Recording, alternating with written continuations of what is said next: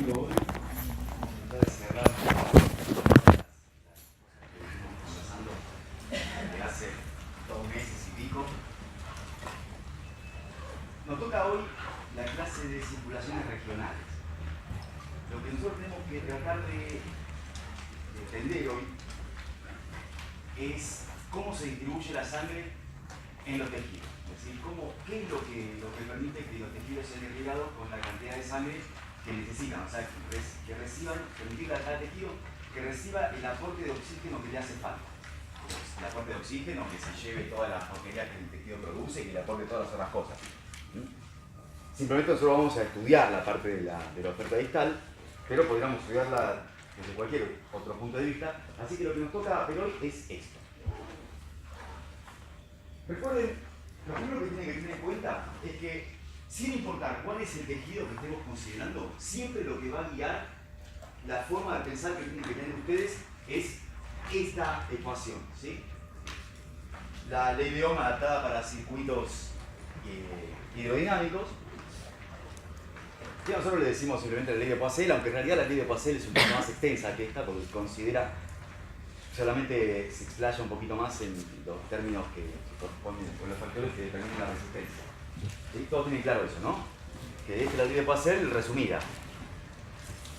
Nosotros vamos a estudiar un par de tejidos nada más, no vamos a estudiar todos los tejidos. Y esta clase la rearmé este año, pensando específicamente en un par de detalles. Lo primero que tienen que saber es cómo es que se regula, que cada tejido regula el flujo sanguíneo que recibe. Tienen que tomar en cuenta una cosa que vimos la vez pasada, que es que entre los extremos arterial y venoso, la diferencia de presiones no la establece el propio tejido, sino que la establece el sistema cardiovascular. Eso es cierto para casi todos los tejidos, salvo un par de excepciones, y justamente son aquellas de las cuales vamos a conversar hoy, por lo menos algunas. De esas vamos a conversar hoy. Los mecanismos por los cuales cada tejido regula, fíjense ustedes esto, el flujo de sangre que pasa por cada tejido es dado por el delta P no está regulado por el tejido, sino por el sistema cardiovascular. Entonces la única posibilidad que tiene el tejido para regular su flujo es cambiar la resistencia, porque esto es impuesto, desde afuera. Lo regula otra cosa. ¿Está claro esto? Entonces, hay varios mecanismos que pueden regular la resistencia de cada tejido. Tengan ustedes en cuenta entonces que esa resistencia, como ya saben, depende fundamentalmente de 3 factores, que son la longitud del árbol, que eso no lo podemos cambiar, por lo menos no en un plazo muy corto, la viscosidad, eso lo podemos cambiar, de vuelta no en un plazo corto, pero lo podemos cambiar de acuerdo con nuestras costumbres. ¿Sí? Por ejemplo, dónde vivimos, cuánto ejercicio físico hacemos, que son cosas que determinan el hematocrito, o qué comemos, que son cosas que determinan el porcentaje de la concentración que tienen los lípidos. Ambas cosas aumentan la viscosidad. El aumento del hematocrito aumenta la viscosidad, el aumento de los lípidos aumenta la viscosidad. Pero lo que es regulable en el corto plazo, y muy regulable, es el radio de los vasos. Entonces el radio aumenta por vasodilatación, disminuye por vasoconstricción. Genial.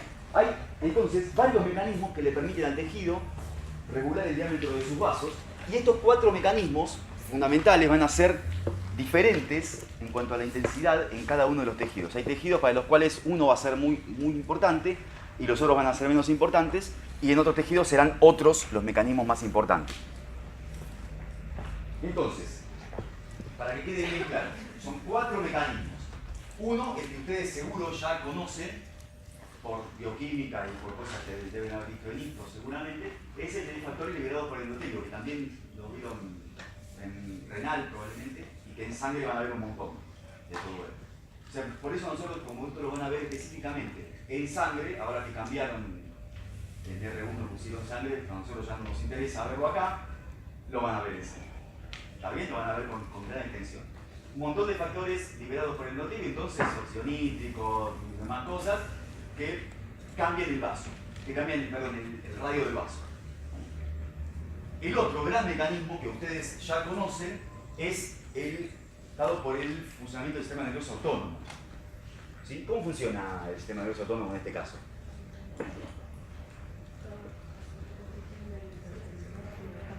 Provoca contracción del músculo de la capa muscular, del músculo liso, ¿sí?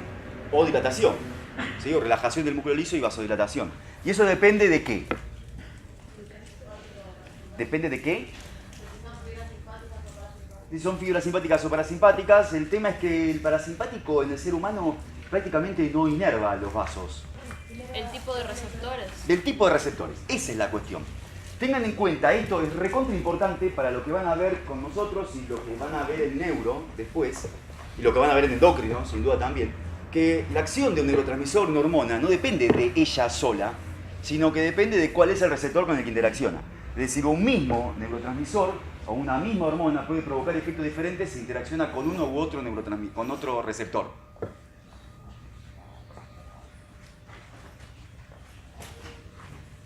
Tomen en cuenta que diferentes receptores tienen diferentes afinidades por los neurotransmisores y entonces, por ejemplo, un neurotransmisor a bajas concentraciones puede estimular a un receptor, pero a altas concentraciones puede estimular a otro receptor. ¿Sí? Y entonces, cuando las concentraciones son bajas, se nota el efecto del receptor por el cual el neurotransmisor tiene alta afinidad. ¿Sí? Pero si la concentración sigue aumentando, se va a empezar a notar el otro efecto. Eso probablemente el neuro van a ver. No sé si espero que no lo hayan sacado. La acetilcolina, por ejemplo, provoca efectos sobre receptores muscarínicos y nicotínicos. Bueno, tiene diferentes afinidades por los receptores. Entonces a bajas concentraciones se notan unos efectos y a altas concentraciones se notan otros. Y son opuestos.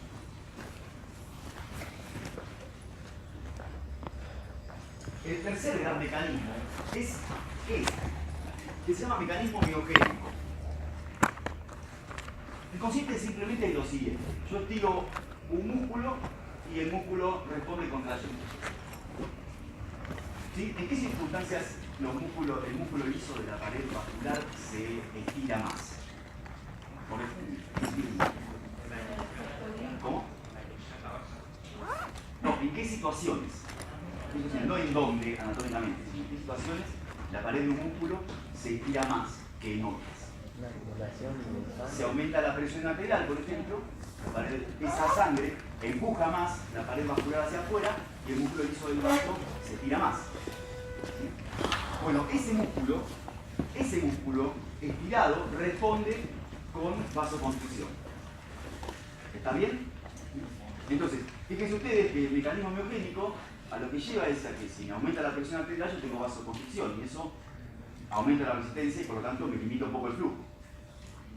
¿Está bien? Es decir, frente a un aumento de presión, yo tengo aumento de resistencia. Y eso determina que el flujo sea similar en ambos lados, es decir, que el flujo no me cambie. ¿Lo ven? ¿Ven esto? ¿Todo lo ven? ¿Desean que lo repita? Exactamente. El mecanismo miogénico en realidad es si estiro, el músculo se contrae. ¿Está bien? Si no lo estiro, el músculo se relaja. Cuanto más estirado está, más se contrae. Entonces, si aumenta la presión, el vaso es más expandido hacia afuera, el músculo responde con contracción. Por lo tanto, hay vasoconstricción. Entonces, si esto me aumenta, esto también me aumenta. ¿Está claro? ¿Sí? Y de hecho, esto aumenta linealmente con esto, o en relación con esto. Cuanto más aumento esta, más aumenta esta. De modo que el flujo se mantiene constante. Ese es un mecanismo que tiene, es el principal mecanismo en los tejidos que tienen autorregulación. Cuando ustedes ven un tejido que tiene autorregulación, ¿cuál es el mecanismo que usa? Ese, el miogénico. Los tejidos que tienen autorregulación son aquellos que pueden regular el flujo frente a cambios en la presión arterial. Si cambia la presión arterial, me aumenta la presión arterial, ese tejido aumenta la resistencia. ¿Sí? De esa manera el flujo se mantiene constante. Baja la presión arterial, el flujo, el órgano, baja la resistencia, hace vasodilatación, baja la resistencia y el flujo permanece constante. Sí. En la parte de autorregulación sí, no es lo único que hace. Pero nosotros lo vamos a aplicar a dos tejidos en particular. El último gran mecanismo es el que está dado por factores metabólicos. Es decir, ¿qué es esto? Un tejido que está consumiendo mucha energía genera muchos metabolitos, ¿cierto? Esos metabolitos generalmente son vasodilatadores. Si un tejido, y fíjense ustedes que la evolución lo hizo lógicamente, un tejido que está generando mucho trabajo, que está haciendo un gasto metabólico muy alto, está generando muchos metabolitos. Esos metabolitos, que son, por ejemplo, potasio, hidrogeniones, ácido láctico y otro montón de cosas, son vasodilatadores. Entonces, ese tejido que tiene alta demanda metabólica genera metabolitos que provocan vasodilatación. Entonces se asegura de tener un flujo sanguíneo más alto cuando está haciendo actividad. ¿Sí? Si no hace actividad, esos metabolitos no se producen y no hay vasodilatación. Entonces, de esa manera, la resistencia se regula y de esa manera cambia el flujo. Este es un mecanismo importante para algunos tejidos que no tienen, tan pronunciado este mecanismo miogénico. ¿Sí? Entonces, frente a cambios en la presión arterial, como este mecanismo miogénico no es tan importante, el principal regulador es el mecanismo metabólico. ¿Te puedo hacer una pregunta? ¿Cuál es la diferencia entre este y el primero que dijiste? El factor liberado por el endotelio.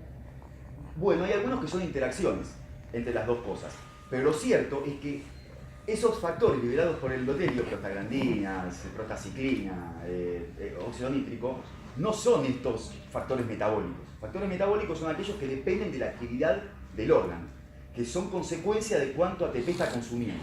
Claro. Por ejemplo, el pH, ¿sí? Ácido láctico, por ejemplo, potasio, adenosina, no son los mismos. No son producidos por el endotelio estos, son producidos por la célula muscular, por ejemplo. En el músculo, cuando yo, vamos a suponer esto, yo voy a hacer ejercicio, ¿sí? El ejercicio que voy a hacer es este. Nada más. Ni siquiera te va a subir la frecuencia cardíaca. Bueno, depende de cuánto esté levantando. Pero supongamos que solo hago esto. Así, sin peso. Este músculo, este par de músculos, están consumiendo ATP. Mientras que los otros no. No hago nada con los otros. Entonces, estos están generando metabolitos. En este lugar va a producirse vasodilatación. En el resto no. Entonces yo no gasto el flujo sanguíneo para todos los órganos. ¿Sí? Gasto para acá, lo mando acá, al músculo que está trabajando, y nada más. ¿Y los otros son generales? Es decir, los que son liberados por el endotelio tienen una respuesta general. No necesariamente. No necesariamente. Pero son distintos, porque estos metabolitos están producidos por la célula muscular que trabaja, Claro. no por el endotelio. Están producidos por tejidos distintos. Está bien, sí. Gracias. ¿Estamos bien hasta acá? Sí. Hola.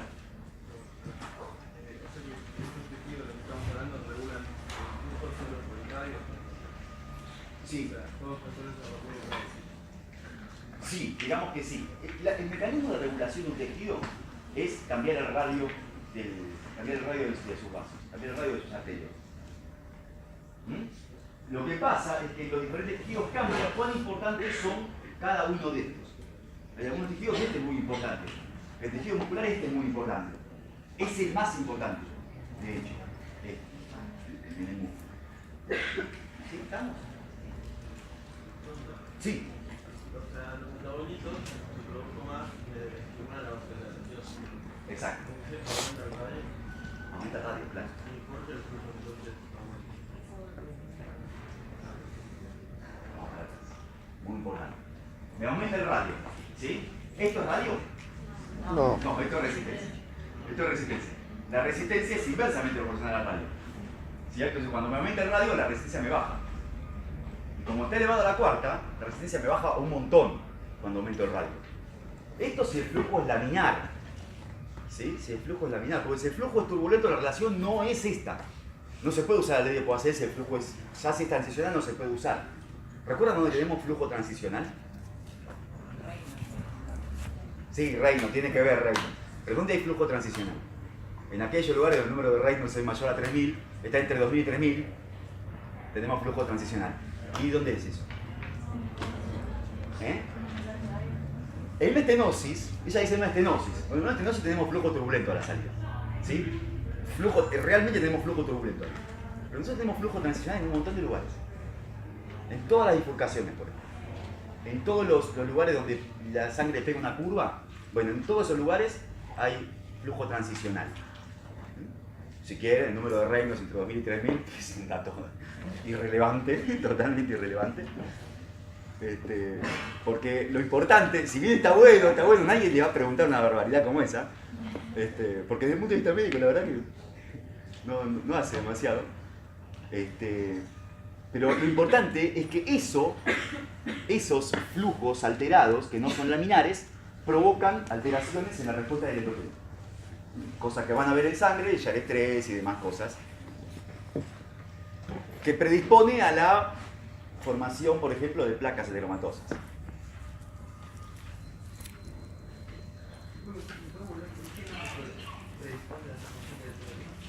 No, el teratoma no. El teratoma lo predisponen unos factores la genética.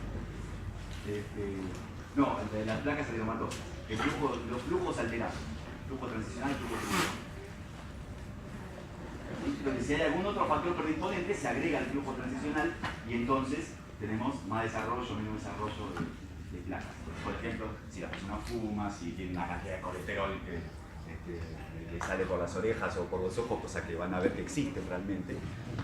A la persona que tiene demasiado colesterol en la sangre les aparecen unas manchas en la piel alrededor de los ojos. ¿Estamos bien? ¿Hasta acá vamos bien? Buenísimo. Entonces, fíjense esto de nuevo. La vez pasada nosotros habíamos visto un esquema parecido a este. Y lo que había tratado de decirles, había tratado de convencerlos de esto, es que de acá hasta acá, nosotros prácticamente no tenemos resistencia. ¿Estamos de acuerdo con eso? ¿Sí? Este lugar, fíjense que las anteriores están después, este lugar y este lugar son los únicos lugares donde puedo aplicar el teorema de Bernoulli. ¿Sí? Los únicos lugares donde puedo aplicar el teorema de Bernoulli.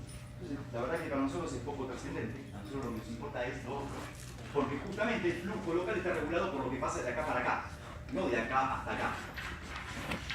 ¿Estamos de acuerdo, no? Así que, por a mí me preguntan bastantes veces acerca de, pero Bernoulli dice esto, Bernoulli dice lo otro, olvídate de Bernoulli una vez, olvídese de Bernoulli. ¿Sí? Bernoulli sirve para muy pocas cosas. Nosotros nos sirve como hacer. Entonces, ¿para qué nos sirve todo esto? Si nosotros tenemos un delta P que es igual para todos los tejidos entre este lugar y este lugar, ¿eso lo ven? ¿Sí? Es el mismo delta P para todos los tejidos, salvo un par de excepciones que después vamos a ver. Lo que regula cuánta sangre pasa por acá es la ley de Poiseuille, cuánta resistencia tenemos, que es lo que veíamos en la diapositiva anterior. ¿Cierto? Para el mismo delta P, lo que regula el flujo es cuánto vale la resistencia de ese lugar en particular. Entonces, cada uno de los órganos, por diferentes mecanismos, regula cuánto vale su resistencia y por lo tanto cuánto vale el flujo. Cuanto más baja sea la resistencia, más grande va a ser el flujo. ¿Esto está claro? Es recontra importante que entiendan esta parte. Porque ya lo que viene después son cosas bien aplicadas a los órganos. Vamos a empezar con el flujo sanguíneo en el cerebro. Ese flujo sanguíneo que representa el 15% del gasto cardíaco. Y vamos a ver algunos principios generales acá, que después vamos a aplicar a lo que sigue.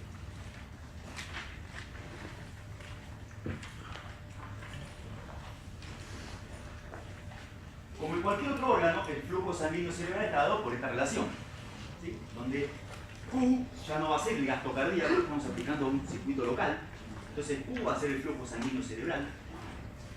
El delta P va a ser la diferencia que haya, como en cualquier otro tejido, la diferencia que haya entre la presión que tiene la sangre en el extremo arterial y la presión que tiene la sangre en el extremo venoso.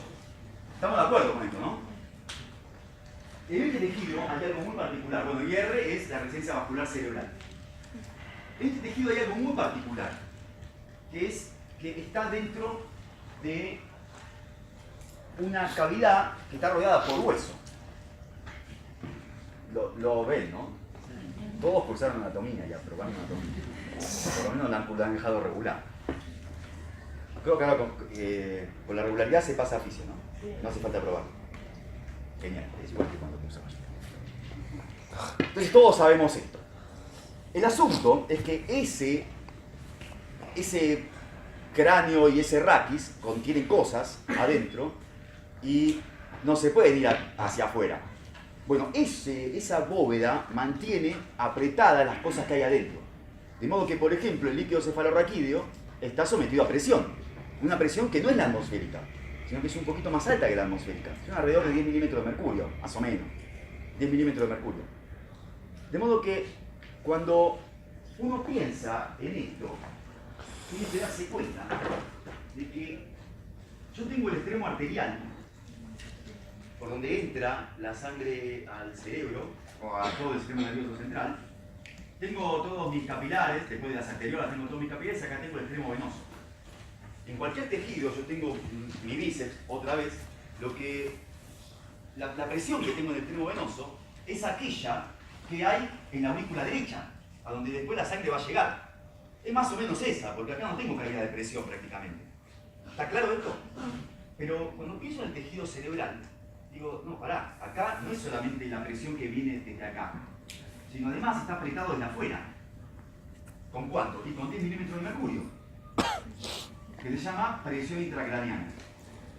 ¿Sí? 10 milímetros de mercurio, más o menos. Presión intracraneana. Esos 10 milímetros de mercurio se agregan entonces a lo que pasa en el extremo venoso, que en realidad en el extremo venoso es prácticamente 2, 3 milímetros de mercurio nada más, o sea, nada. Entonces en mi músculo, yo acá llego con 2 milímetros de mercurio, 3 milímetros de mercurio, pero acá tengo 10 y un poquito más. Se ve la diferencia, ¿no? Entonces, el delta P que yo tengo, eso que se llama presión de perfusión, en este caso presión de perfusión cerebral, pero puedo aplicarlo para cualquier grupo de órganos, lo que yo tengo es la presión con la cual la sangre entra, ¿sí? Que esto es la PAM, la presión arterial media. La presión arterial media, como resumen, en realidad esto es segundo a segundo va cambiando, esto y esto van cambiando. Entonces a cada segundo, a cada instante, yo debería decir, esta es la presión de perfusión, esta es la presión de perfusión, es un embole, no se puede hacer todo eso. Entonces, como resumen, a modo de resumen, tomamos valores medios, decimos la presión de perfusión es con qué presión entra menos con qué presión sale. O sea, cuánto empujo de acá menos cuánto empujo de acá. ¿Está claro? Entonces la presión de perfusión es la presión arterial media menos la presión intracraneal. Nosotros tenemos varios tejidos en los cuales pasan cosas parecidas a esto.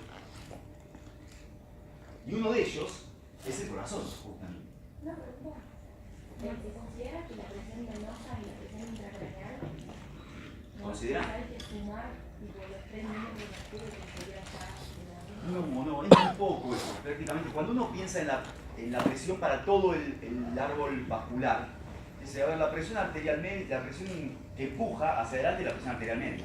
Y la presión que tengo en el otro extremo es la presión de la aurícula derecha, que son 2, 3 milímetros de mercurio. Y me dice, es prácticamente lo mismo, no se lo resto. Entonces, el delta P es casi la presión arterial media. Bueno, acá más o menos lo mismo.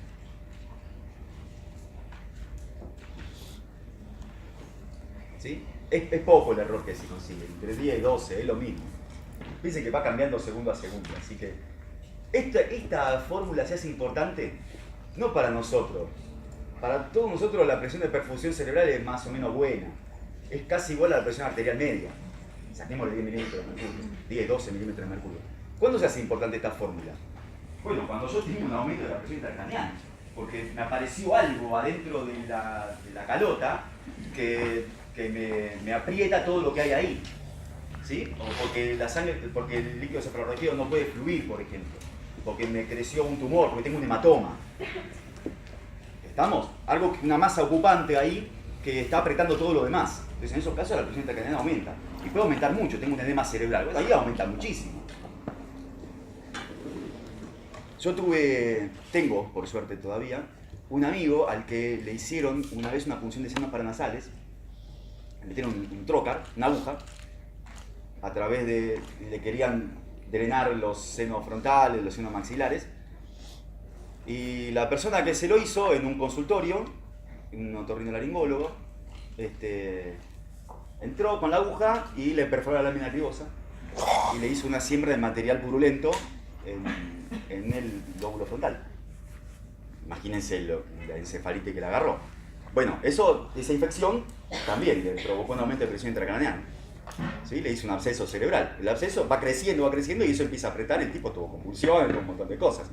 Le tuvieron que sacar el lóbulo frontal con consecuencias que van a ver después en la clase de cortezas asociativas en neuro. Y bueno, tuvo que regularle muy bien la presión intracraneal. Un caso muy complicado. Se llama Fernando y sigue siendo amigo mío. Está bien.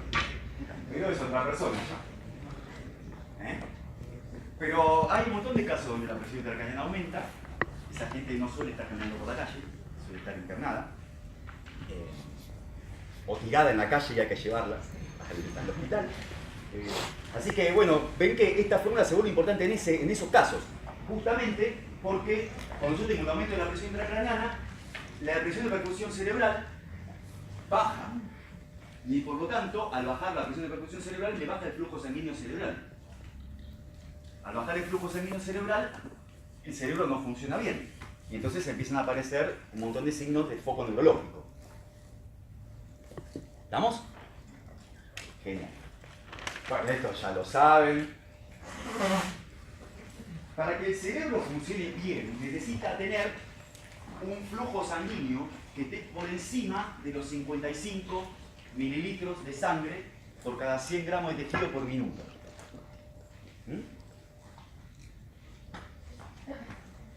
55 mililitros de sangre por cada 100 gramos de tejido por minuto. Flujo sanguíneo cerebral. Si está por encima, es un flujo sanguíneo normal y entonces ese cerebro puede funcionar adecuadamente.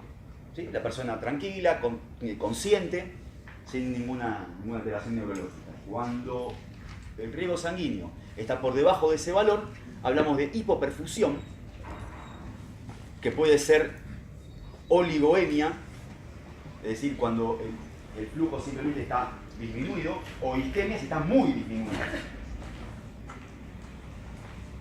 Entonces, cuando el flujo sanguíneo, no importa el número, no importa el número, no se concentren en el número, no importa el número. Cuando el flujo sanguíneo se pone debajo de ese valor, empiezan a aparecer alteraciones funcionales. Es decir, por ejemplo, según cuál sea el territorio que esté recibiendo menos sangre que la que le corresponde, el tipo puede tener una fase transitoria, puede tener ceguera, puede tener parálisis, ¿sí? Cualquier cosa le puede pasar, algo le pasa. Entonces, donde ustedes vean a una persona que tiene un signo de foco neurológico, que le dice, en este lugar está funcionando mal el cerebro, ojo, ¿sí? Tengo a mi abuelo sentado ahí y de repente hace así, bueno, ojo. ¿Sí? Por favor. Entonces, aparecen alteraciones funcionales. Por debajo de los 55 aparecen alteraciones funcionales a pesar de que el tejido puede estar vivo todavía. Es decir, puede producir suficiente ATP como para mantenerse vivo, pero no para funcionar. Si el flujo sanguíneo baja mucho, entonces ya no solo aparecen alteraciones funcionales, sino que además aparece muerte celular. Y si baja muchísimo, también hay muerte celular, por supuesto, pero por mecanismos distintos. Si el tejido puede producir suficiente energía, entonces la muerte celular va a ser ordenada y morirá por apoptosis. Y si no, morirá por necrosis. Es decir, habrá una muerte rápida de ese tejido, de ese pedacito de cerebro. No de todo, de ese pedacito.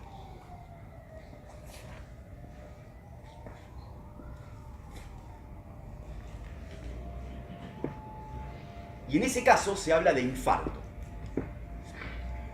Infarto es lo mismo en cualquier tejido. ¿Sí?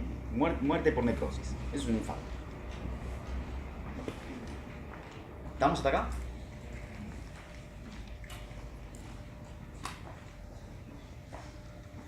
Cuando cambia la presión arterial media, habíamos dicho hace un ratito, que el cerebro es uno de los órganos que hace esto que se llama autorregulación, donde el importante es el mecanismo miogénico, fundamentalmente. Y lo que ocurre entonces, frente a cambios en la presión arterial, ¿sí? En este caso sistólica, dice, ¿sí? Frente a cambios en la presión arterial, cambia el flujo sanguíneo cerebral.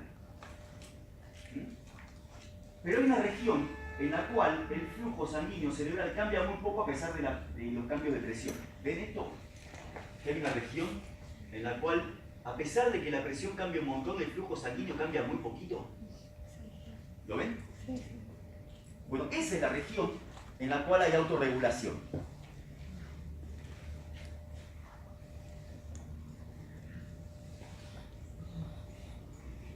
Entonces, autorregulación es un mecanismo que tiene, o un conjunto de mecanismos que tiene el órgano que le permiten mantener el flujo sanguíneo relativamente constante a pesar de los cambios de la presión arterial.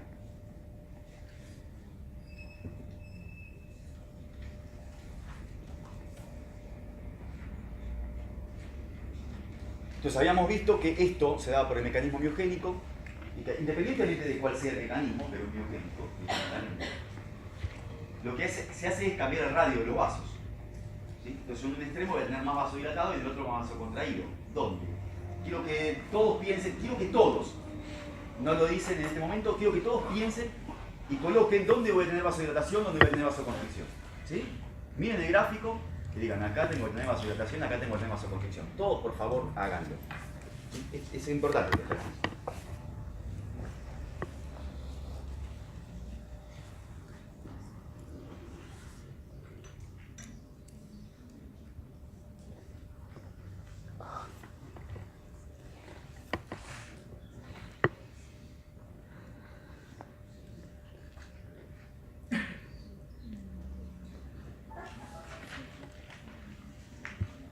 Veo gente odiando el gráfico. ¿Todos tienen la respuesta? ¿Sí? ¿Todos tienen la respuesta? ¿Creemos que todos creen tener la respuesta? Sí. Vamos a pensar en este apunte. ¿Sí? ¿Qué tengo? ¿Vasoconstricción o vasodilatación? Vasoconstricción. Caramba. Estaba seguro de que iba a pasar. ¿Cuántos votan que va a tener vasodilatación? ¿Cuántos votan vasoconstricción? Veamos. Tenemos acá la ley de Poisson, que es la que va a regular esto. ¿Sí? Porque es la que me va a permitir. Porque en esta expresión lo que se regula es la resistencia. Porque el delta P. Lo que se regula es la resistencia. ¿Sí? Entonces, fíjense ustedes, yo tengo el delta P bajo. ¿No? Acá. Tengo una presión arterial media baja. ¿Estamos? Tengo una presión arterial media baja. ¿Qué tiene que pasar con la resistencia para que el flujo se mantenga? Tiene que bajar. ¿Sí? Y si baja, ¿qué tengo? ¿Vasodilatación o vasoconstricción? O con vasodilatación. Entonces, en este extremo, el tejido vasodilata. ¿Está bien? El tejido vasodilata en ese extremo. Y a medida que me voy yendo hacia el otro, va aumentando la presión, va aumentando el delta P, ¿sí? Y por lo tanto, recuerden que el delta P para esto es diferencia del extremo arterial y del extremo venoso. Como el extremo venoso es muy bajo, es presión arterial media prácticamente, menos los 10 milímetros de mercurio. Entonces, para este delta P, 100, yo tengo una determinada resistencia. Para un delta P de 150, yo voy a tener más resistencia. De esa manera el flujo se mantiene constante. ¿Está bien? Vasodilatación en el extremo de baja presión, vasoconstricción en el extremo de alta presión. Una pregunta, la alta presión debería ser el arterial, ¿no? El extremo de alta presión debería ser el arterial. Espera, vamos de vuelta. Esta curva corresponde, este eje, perdón, corresponde a presiones arteriales distintas. ¿Sí? Es decir, esta baja presión en el extremo arterial, porque en el extremo venoso tengo 2. Y ese en este caso. ¿Sí? Este, el extremo arterial, en el extremo venoso tengo la misma, si la pique es constante. ¿Está bien? Es decir, este gráfico muestra lo que pasa en el extremo arterial. Cambia la presión arterial, hay vasoconstricción o vasodilatación, entonces me cambia la resistencia, se mantiene constante el flujo. Sí. ¿Por qué aumenta el flujo con vasoconstricción? Porque estoy empujando más. Es cierto, hay más oposición, pero yo estoy empujando más. Esa vasoconstricción ocurrió porque estoy empujando más. ¿Está bien? Es decir, traten de no pensar solamente que el flujo, traten de no pensar que el flujo sanguíneo está solamente dado por la resistencia. No, está dado por la resistencia y por el delta P. Y en este tejido particularmente, los cambios en la presión generan cambios en la resistencia. Por eso el flujo se puede mantener constante. ¿Estamos? ¿Estamos? Sí. Yo me quedé con la fórmula del principio que sigo sin entenderlo y si no, no me viene. ¿Por qué restás la presión intracraniana y no la sumás? No entiendo. Es una buena pregunta. Yo estoy apretando el extremo de salida. Sí. ¿Sí? Lo único que pasa en el riñón. O sea, yo Aprieto pienso el extremo como de salida. como que le estoy como brindando la presión externa y como que la estoy sumando con la del flujo sanguíneo.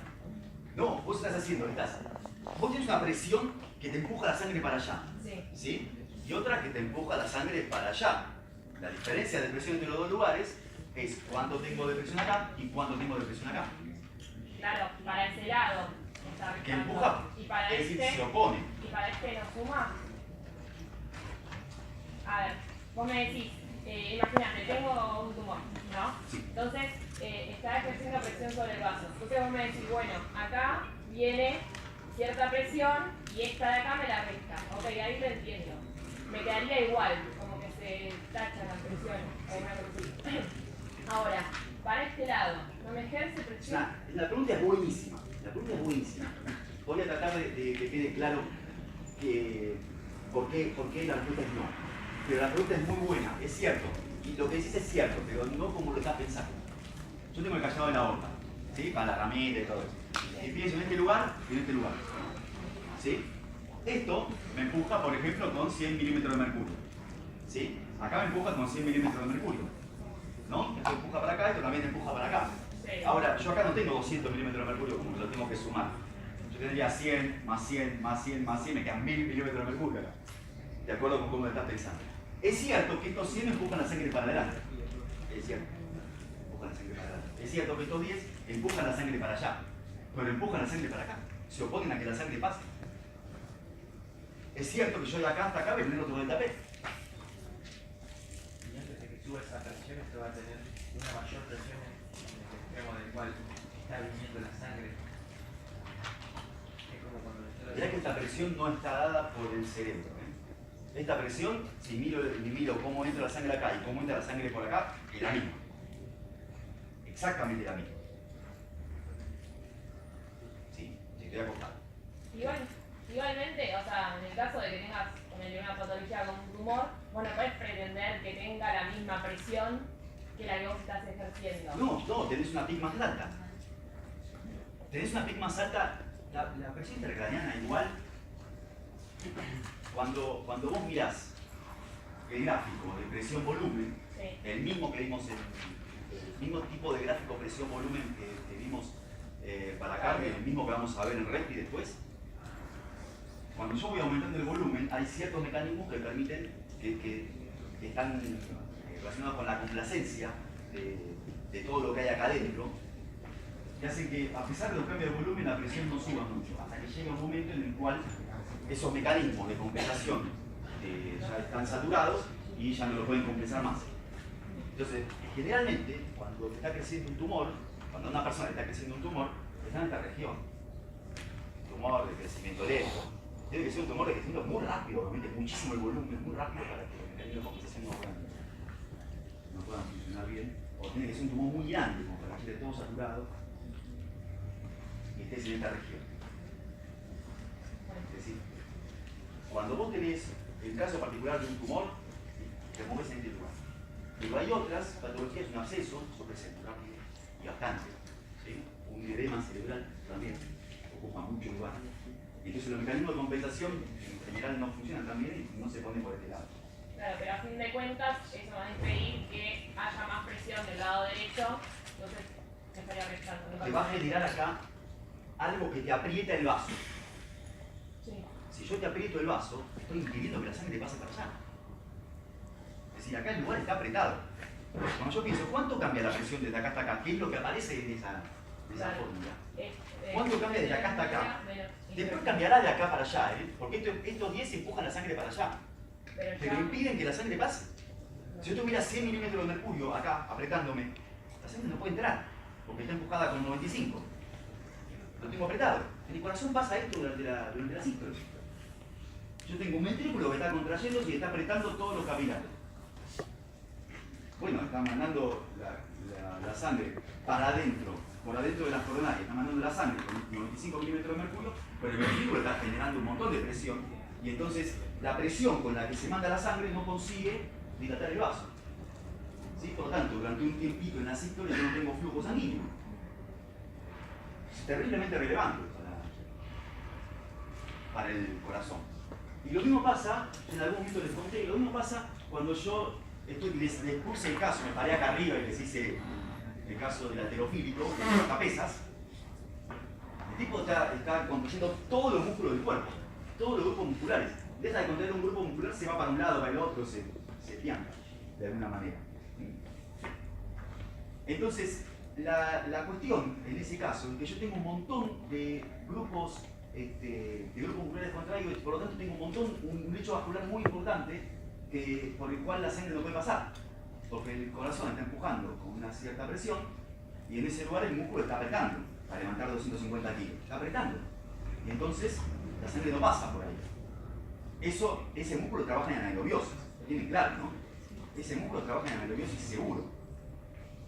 ¿Está bien? Entonces la presión, como la cosa en ese caso era, yo tengo un músculo, tengo un extremo arterial y un extremo venoso, acá. ¿Sí? En el extremo venoso yo tengo esto totalmente apretado, el extremo arterial también lo tengo apretado, pero la cosa es, yo por este lugar no puedo mandar la sangre. ¿Sí? Tengo muchísimos músculos contraídos y por lo tanto no puedo mandar la sangre por acá en un amplio lugar. ¿Qué es lo que pasa con la resistencia periférica en ese caso? Aumenta un montón. Entonces, cuando yo pienso acá en la salida del verilíquido, tengo la aorta y tengo acá casi ocluido. La sangre se puede ir a otros lugares, va a otros lugares, pero el lecho vascular que está en vasoconstricción, desde afuera, es enorme. ¿Lo ven? Tengo todo colapsado. Entonces, ¿qué es lo que va pasando acá? El ventrículo empuja, efecto Vitesse. La sangre puede salir mucho menos que antes, ¿no? Entonces acá, cuando esto empieza a volver, en el siguiente latido lo recibe, la sangre no pasó mucho. Entonces en el siguiente latido, el ventrículo se encuentra con una poscarga más alta, hace más fuerza, empuja más. Y así va empujando más, y va empujando más. ¿Hasta cuándo?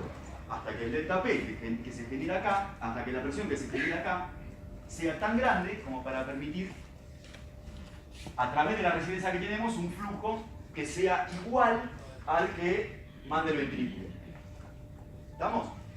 Eso lo vimos en 2 clases. Siguiente la tercera.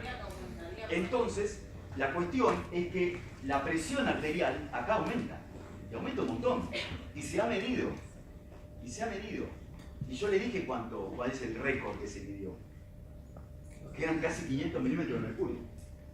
¿Sí? Casi 500 milímetros de mercurio. Entonces una persona está levantando pesas, la persona aumenta un montón. Y esto genera un problema.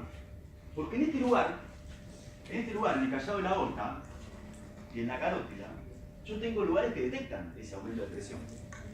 Entonces, ¿qué creen ustedes que va a pasar?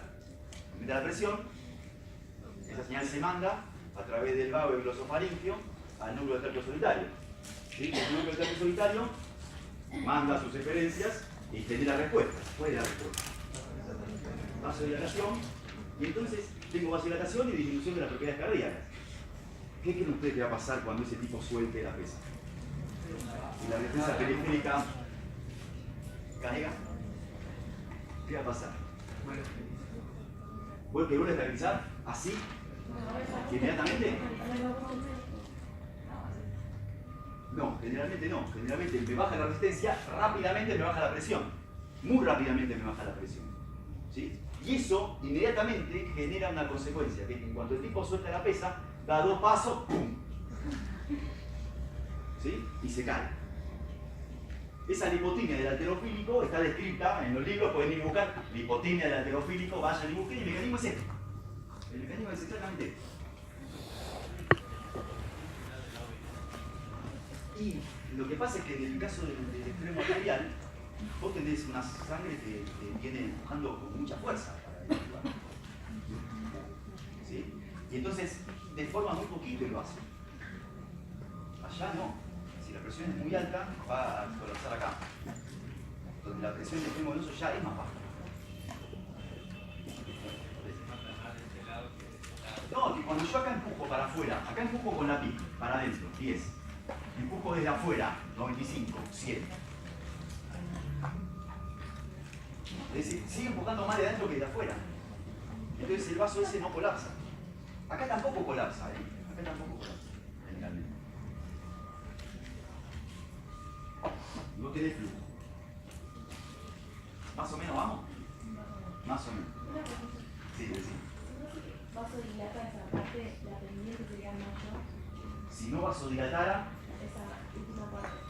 si no vasodilatara, bueno, acá ya llegaste al límite, llegaste al límite de la vasodilatación. Ya no podés vasodilatar más.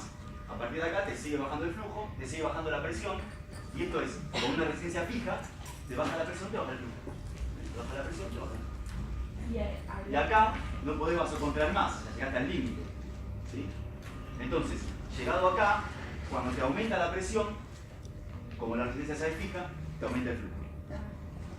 O sea que ese es el rango de autorregulación cerebral. Ese es el rango de autorregulación. Abajo de 55 no se podía regular. Abajo de 55 no se puede autorregular, pongan 50-150 más o menos.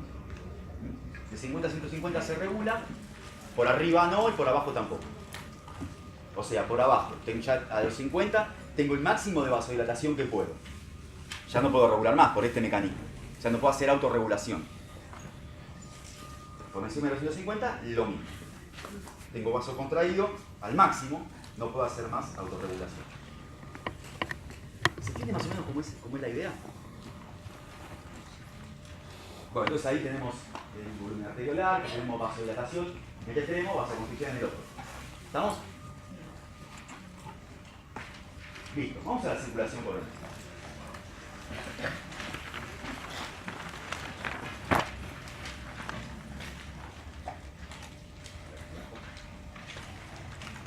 Una hora tenemos, ¿no? Un poquito más.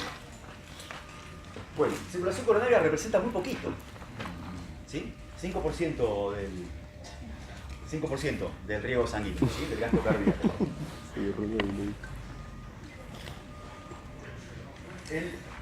El cerebro prácticamente solo consume glucosa. ¿Sí? Puede consumir otras cosas, pero del 70% del metabolismo cerebral es glucosa.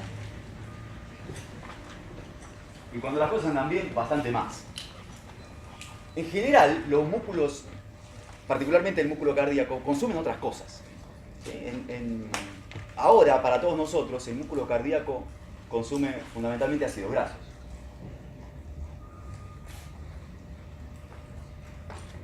¿Estamos? Bueno, algunos valores y demás. ¿Qué tenemos? Entonces, lo primero que quiero que hagan es que miren el electrocardiograma.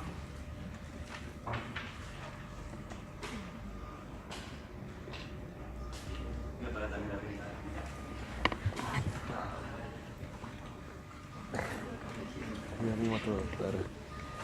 Analicen ese electrocardiograma, todos, ahora. ¿Sí? Y después lo charlamos entre todos. Pero no veo Mírenlo bien. eso, no lo veo.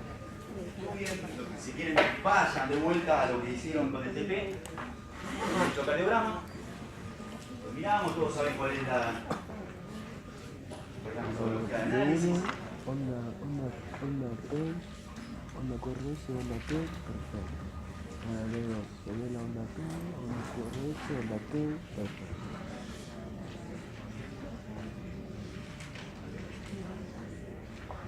Pero dentro de toda la T puede ser desde chiquita hasta casi grande, pero está normal ahí la onda T.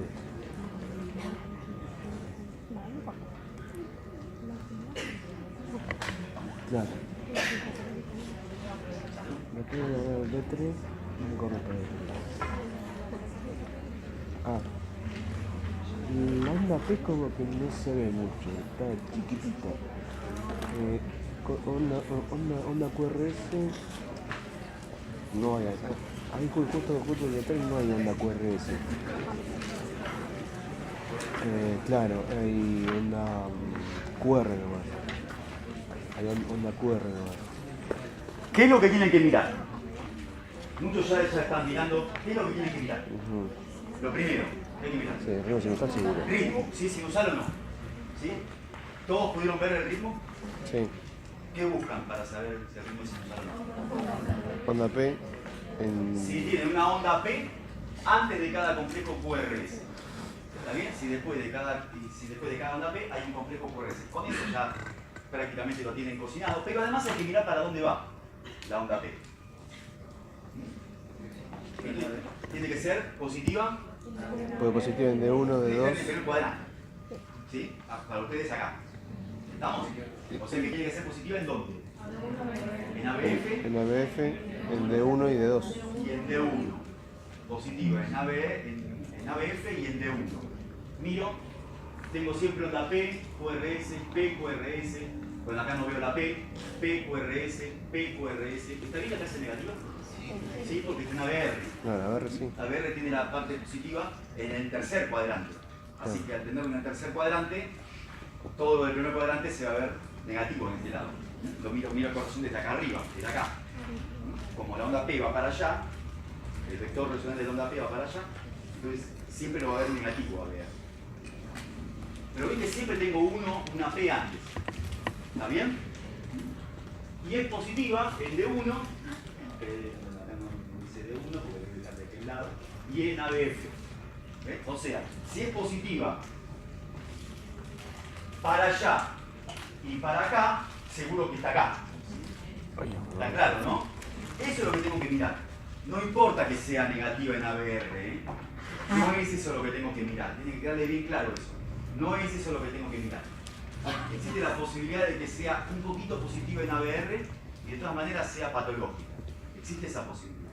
Lo que importa es que sea positiva en D1 y en ABF. Tiene que seguir más o menos la dirección de D2. D2 y ABR no tienen la misma dirección. Son un cachito, tienen 30 grados de diferencia más o menos. ¿Está claro? Genial. O sea que eso está bien. El ritmo es sinusal. Perfecto. ¿Qué es lo que tengo que mirar después? Frecuencia cardíaca. ¿Todos calcularon la frecuencia cardíaca? Quien no lo hizo, hágalo. Lo dejamos un minutito más. 300. Te tienen que irse hoy sabiendo leer. 1, 2, 3, 4, 6, 75. 1, 2, 3, 4, 5. 1. Primero, ¿dónde miro la frecuencia cardíaca? ¿En cuál de los trazados? Porque veo muchos que están mirando por acá arriba y la frecuencia cardíaca la miro, si no tengo, la miro en la tira de ritmo. Si tengo tira de ritmo, la miro en la tira de ritmo, que generalmente es un D2 largo. Todo D2. La miro acá abajo, en la tira de ritmo. Si no tengo tira de ritmo, la miro acá arriba. Pero la frecuencia se mira acá abajo. Calculen ahí abajo. Bueno, está bien. 300 dividido 4. 75. Exacto. La que no tiene ninguna interrupción. La que no es de las 12. La verdad que hay que buscar el eje. Bueno, hay que fijarlo después.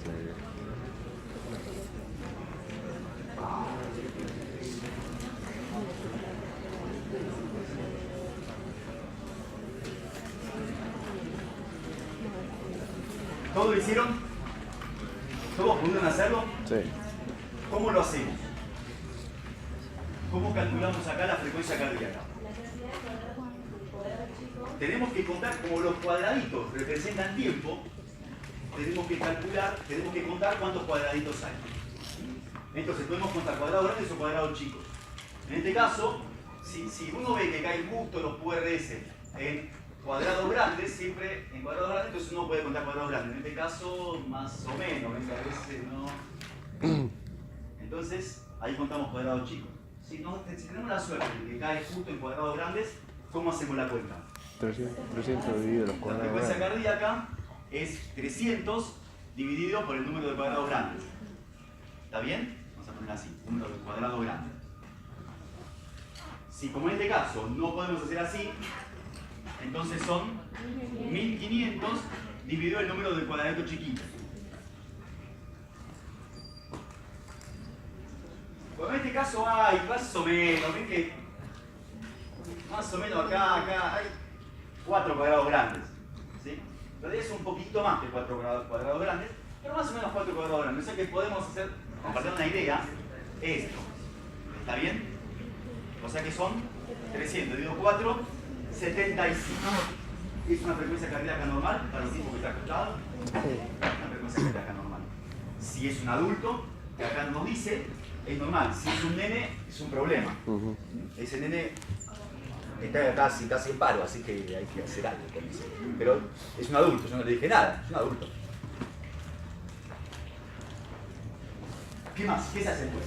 El eje. Buscamos el eje eléctrico. ¿Sí? El eje eléctrico ventricular, porque el auricular se lo buscamos. ¿Sí? Vimos que el auricular estaba en el primer cuadrante. ¿Cómo sabemos eso? Miramos B1 y a BF, ya sabemos que está en el primer cuadrante. ¿Está bien?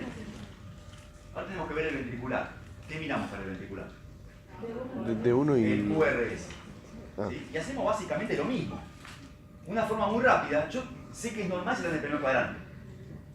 ¿Está bien? Por lo menos eso para nosotros. Después, los límites se pueden ir un poquito, se pueden desviar un poquito más.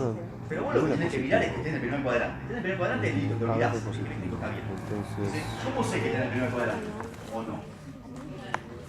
Hago lo mismo. Miro cómo está en D1, cómo está en ABF. Si yo sé que es positivo para acá y positivo para acá, listo, ya me olvido. Después puedo buscar dónde está con más precisión. ¿Está bien? Pero acá veo que es positivo. Listo, ya está, es normal. Ahora podemos buscar a dónde está, con un poquito más de precisión. ¿Lo hicieron? ¿Lo hicieron o no?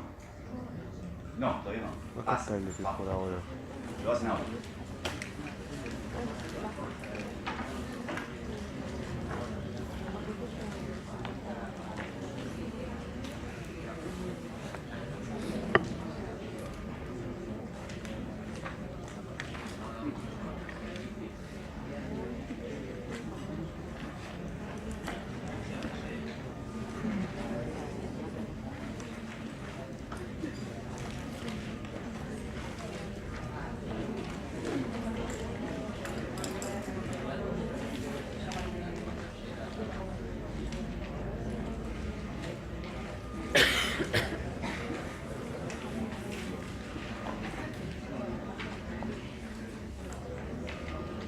¿Hay alguien que no tenga ni la más pálida idea de cómo se hace esto?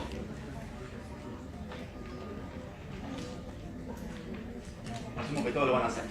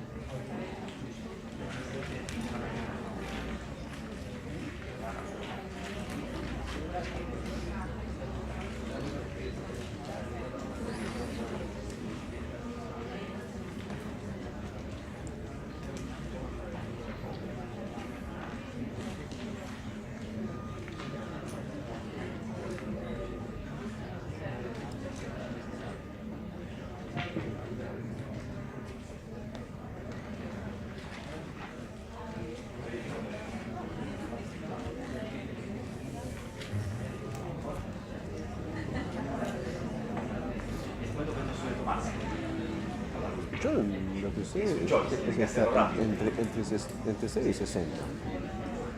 A mí entre 0 y 60. Está bien, no, está bien, pero en serio. Bien, les voy a dar un par de estrategias rápidas. Ah, pero espera, me falta sacar otras más. ¿Recuerdan? ¿Qué es eso? Es isodifásico. ¿Sí? Es casi isodifásico. ¿Qué me indica el isodifásico? Está bastante justo perpendicular a eso. O sea, es bastante perpendicular a ABL. No es exactamente perpendicular, pero está bastante perpendicular a ABL. No digo que no es exactamente perpendicular porque tengo acá como más positivo que negativo. Acá lo tengo igual, pero acá de vuelta más positivo que negativo. ¿Por qué es esta diferencia? Entre este y este. Muy fácil. El tipo respira. Cuando respira, el corazón se va corriendo y el eje, el electrodo está mirando desde un lugar fijo. Pero el corazón va moviéndose un cachito. Entonces, a veces lo va a ver así, a veces lo va a ver un poquito menos.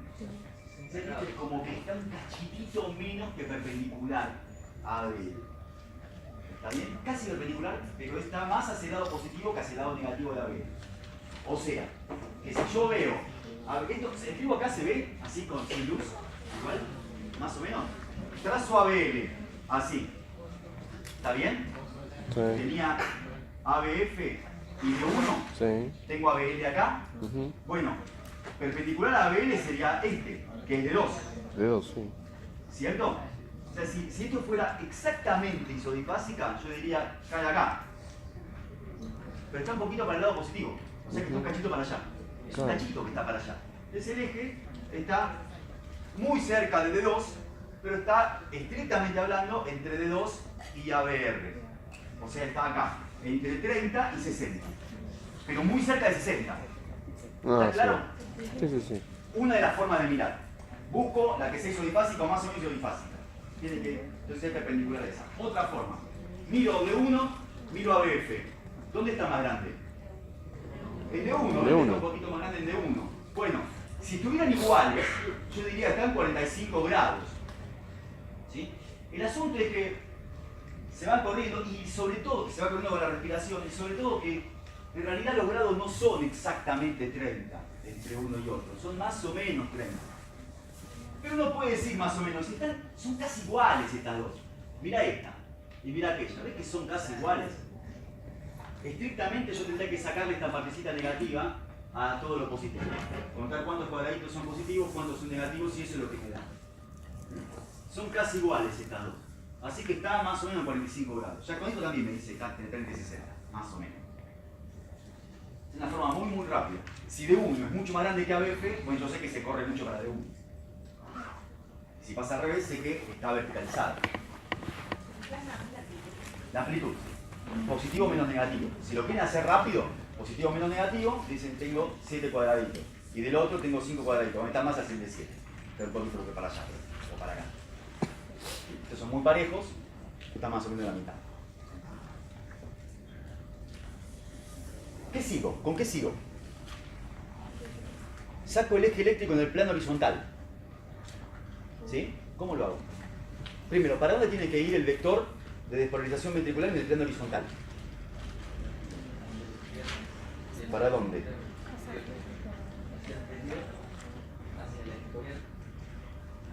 O sea, saben que va para allá, ¿cierto? En el plano frontal yo lo miro, estoy en el plano frontal, yo sé que el vector va para allá. Positivo en D1, positivo en ABF. Según cuánto valga en cada uno, yo sé si se corre más para acá, más para allá. ¿Está claro eso? Si es positivo en D1 y en ABF, yo ya sé que es normal. El eje eléctrico. Ahora, esto puede ir para allá, ¿para dónde va? ¿Hacia ustedes o hacia el pizarrón? ¿Es de pizarrón? El que te diga algo tiene que decir por qué. Hacia ustedes, dice. ¿Por qué? ¿Por qué va para allá? Ah, pero yo podría tener la parte negativa del vector allá. Y para dónde vaya el vector, puede ir para atrás. Eso depende de cuál es el orden en el que se realizan las cosas. Para el pizarrón. ¿Por qué para el pizarrón? Porque el ventrículo izquierdo está más superior. Perfecto. El ventrículo izquierdo tiene una pared mucho más grande, y lo van a ver enseguida, mucho más grande que el ventrículo derecho. Entonces, si lo primero que se despolariza es el tabique, y después seguimos despolarizando toda la masa ventricular, el vector se va a ir para donde haya más masa ventricular. Se va para allá.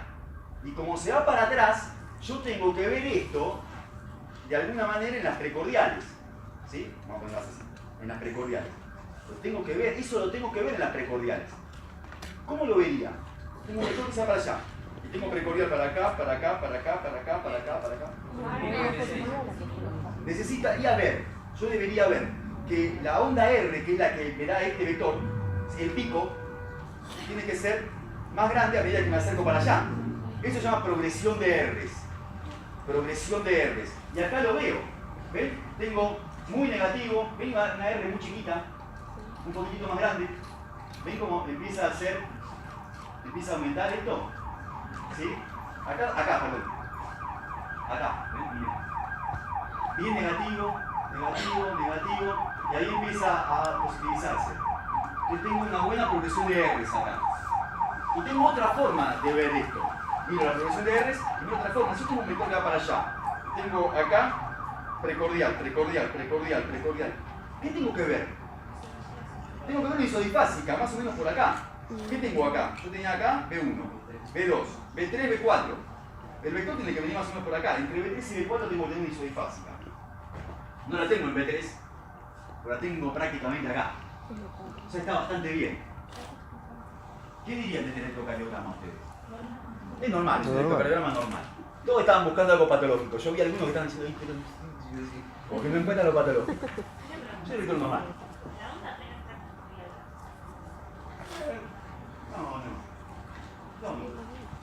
No, está bien. La onda teta tiene que estar normal, tú tienes que estar entre 0,10 a 0,12 más o menos. Está bien. El ST, no, está bien. Está bien, no tengo ninguna cosa rara. Bueno, el asunto es que ahora recibís a una persona de esa edad, ¿sí? Con dolor en el pecho que empezó hace una hora. ¿Qué hacemos? Le hacemos un electro. ¿Dónde le duele? ¿Dónde le duele? ¿Sí? Acá. ¿Eh? Acá. Dice, no, me duele acá. Este lugar, acá. ¿Qué es?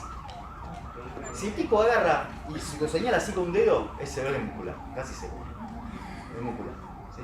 Señor, ¿estuvo haciendo abdominales a pesar de que hace 40 años que no hace? Sí, me convencí y fui al gimnasio. Claro. Un dolor precordial es un dolor acá, que se le irradia para algún lado. ¿Ves? Un dolor acá, me aprietan, ¿sí? Me quema. Es un dolor difuso. No, acá, en este lugar. No, ese no, es un dolor más difuso. ¿Qué hacemos? Es un dolor difuso para este tipo. ¿Sí? Siento como que un elefante pisándole el pecho. Electro y enzimas cardíacas. ¿Sí? Lo interno, electro y enzimas cardíacas. Lo primero que hago, eso. Saco sangre, enzimas cardíacas, ¿cuáles? La CPK. Mido CPK-MB. Podría medir troponina I, troponina T, son contraespecíficas. Le hago el electro y tengo esto. Ah, la mierda. Entonces, lo mismo, no me lo dicen, analicen esto. Y ustedes me dirán qué le pasa. Una hoja llena de garabatos. No sé cuál es. Lo siguiente es, bueno, puedo mirar esas cosas que estuvimos viendo, frecuencia cardíaca, si el número ST está sobre elevado o no, saco el eje eléctrico, miro la frecuencia, cosas así, miro si el ritmo sinusal. Llega un momento en el que ustedes pueden empezar a decir, a partir del análisis, dicen, esto no me gusta. Hay algo acá que no me gusta. Y después, si siguen estudiando, van a poder decir, esto es lo que no me gusta. Pero en este electrocardiograma hay cosas que no gustan. Alguien podría decir, esto no está bien, seguro no está bien. Es isodifásico en D2. Es isodifásico en D2. Muy bien, esto significa que el eje eléctrico está desviado. Sí, el eje eléctrico está desviado. Pero eso sería tan importante como otra cosa que aparece acá, que es realmente seria. Las precordiales son rarísimas. Lo ven más o menos, puede que el eje eléctrico se desvía, pero está más o menos bien. Pero miren esto. Esto, ven que acá tengo el PR. Acá tendrá que tener el ST, que tiene que ser isoeléctrico. Isoeléctrico. ¿Acá es isoeléctrico? No. Esto es una elevación del ST. ¿Sí? ¿Sí? Es un supra del nivel del ST. Y lo tengo acá muy marcado, lo tengo acá bastante marcado, acá un poco, y acá ya casi no. Acá lo tengo también y acá también, pero el lugar donde aparece es este y este. ¿Se dan cuenta? Eso es un signo de infarto. Eso me está indicando que hay infarto. Ustedes analicen, sí, el ritmo sinusal, buscan el eje eléctrico, ese todo esto, pero mírenlo primero. Pueden seguir toda esa secuencia, pero el tipo se te está muriendo ahí. Tenés que mirar y decir, acá. Acá hay algo. Y lo que es, acá hay algo es esto. ¿Estamos? Por supuesto, si son ordenados, en algún momento van a llegar a esto. Van a llegar a ver que el segmento que se está nivelado. Pero no, tampoco es que no me da tiempo. Entonces, lo tengo en B3 y en B4. Un poquito en B5, otro poquito en B2. Entonces ustedes acá tienen que tener en cuenta, antes de que saber dónde están puestos los electrodos, ¿qué electrodos están mirando ese lugar? ¿Sí? O mejor, ¿qué miran esos electrodos? Pues ya los electrodos lo veo. ¿Qué mira B2? ¿Qué mira B3? ¿Qué mira B4? ¿Qué mira B5? Ah, la cara ¿Qué que mira? Y la cara anterior, anterior. del corazón. ¿Sí? Mira la cara anterior. Sí, mira el ventrículo izquierdo. Mira la cara anterior. Todo esto. ¿Quién irriga toda esta parte? Toda la parte que tengo acá. Porque tengo B2, B3, B4, B5. Toda esta parte. La arteria Sí, más específicamente. la interventricular anterior. ¿Hasta acá lo tenemos claro? Entonces lo que vemos alterado es todo eso. ¿Cierto? O sea que ustedes pueden decir, esto es un signo de infarto. ¿Dónde está el infarto? En la cara anterior. ¿Sí? Es un infarto de cara anterior. ¿Está claro esto? Supongamos que tuviera... Mirá, te pongo. Vamos de vuelta, mirá. Preparé uno más. Ahí llega el paciente Miren, con infarto. traten de mirar si encuentran alguna alteración, porque estamos viendo coronarias, así que busquen en silencio dónde están los problemas. Yo de dos no veo ni la onda P ni la onda QRS. Ahí van a decir, la subelevación está entre todas las elevaciones que miran al corazón de este lado. No, mentira, la onda QRS no se ve la onda QRS. Es como una onda Q más o menos, después una onda T recontra elevada hasta el... ¿Encontraron la superelevación del supranivel? ¿Todos encontraron el supranivel? ¿Dónde está? El de 2. ¿Lo ven acá? ¿Acá se ve? No. ¿Acá? Sí. Sí, ¿ven? Ahí está. Yo tengo el QRS ni baja acá. Miren acá. Acá está. No. Acá no. De hecho acá tengo infra, supra. Y en las precordiales Yo no se ve. lo veo normal. ¿Sí? Pero lo que se ve es acá, acá y acá. ¿Qué tienen en común? D2, D3, ABF. Todos miran el corazón desde abajo. ¿Sí? Y la alteración, ese supranivel, está en todas las derivaciones que vienen del corazón desde abajo. ¿Dónde está el infarto? En la cara inferior. Entonces, la alteración se va a ver mejor en las derivaciones que miran al corazón desde el lado, que miran mejor, que miran la cara del corazón que está alterado. Ahí es donde se va a ver mejor. ¿Sí? Entonces ¿lo ven? Acá están las alteraciones, en D2, en D3 y en ABF, es un infarto de cara inferior. ¿Está claro? Esto es muy básico, la puerta de entrada a mirar cosas en el electro. No es un curso de electro. Para eso tienen más cosas después en la carrera. Porque, sí, en general todas las derivaciones que miran desde el otro lado lo ven al revés. O sea, si yo tuviera derivaciones que lo miran desde arriba, cualquiera que lo mira desde arriba lo va a ver al revés. La onda ST sería retroalimentación ventricular, ¿no? Sí. ¿Por qué eso? No la onda. El segmento ST, que tiene que ser isoeléctrico. Cuando aumentan por cantidad de células, o sea, mayor cantidad de células, mayor onda y...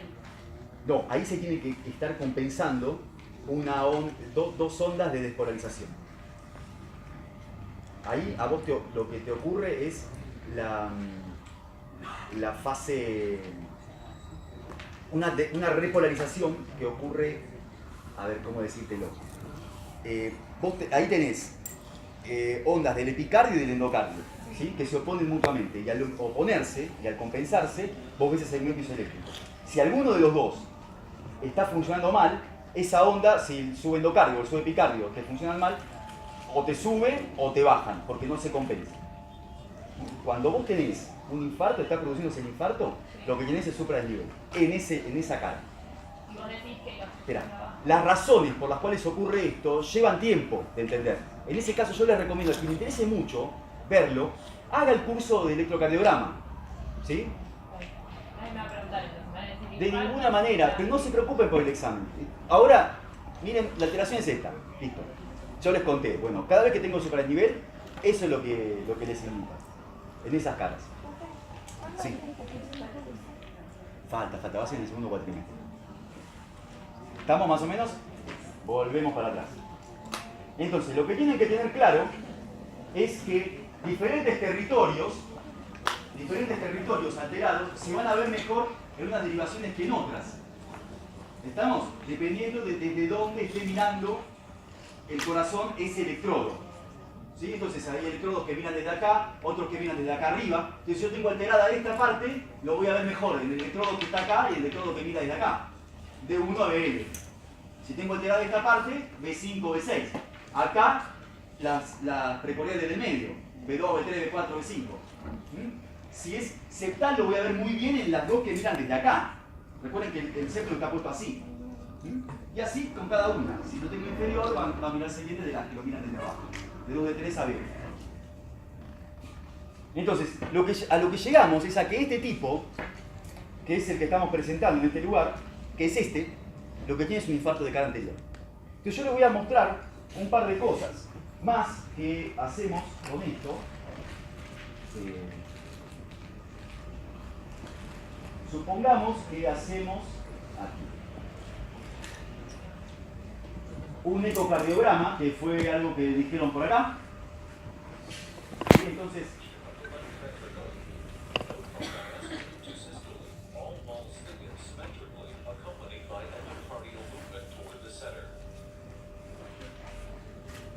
ven que la idea es que las diferentes partes del ventrículo, las diferentes porciones del ventrículo, se tienen que contraer juntas, parejas. Lo muestro de vuelta. Esto es un esquema entonces. Se tienen que contraer parejas.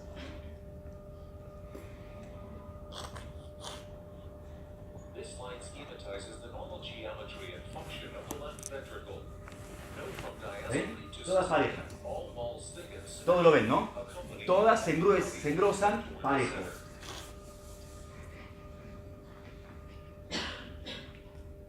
Lo normal entonces, en el eco, allá tengo la punta, ¿sí? Ventrículo derecho, ventrículo izquierdo. ¿Ven cómo todo se contrae parejo? ¿Estamos de acuerdo? A ver, por acá. Más o menos. Tenemos al tipo este, ¿ven? Se infartó la cara anterior, la descendente anterior es esta. A este tipo se le hace la eco. ¿Ven que esta parte? Bueno, ahora van a ver mejor. Cuando vean ahí.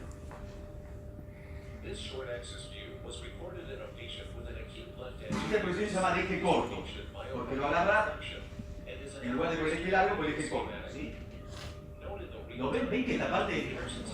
¿Ven que no funciona? Y esta parte, más o menos. Se contrae esta parte de ahí, pero de ¿todo ven eso? está todo muerto. Como muerto. Genial. Es decir, que vamos a parar esto y después volvemos al asunto. Entonces, la cuestión es que esa pared ventricular no se contrae como corresponde.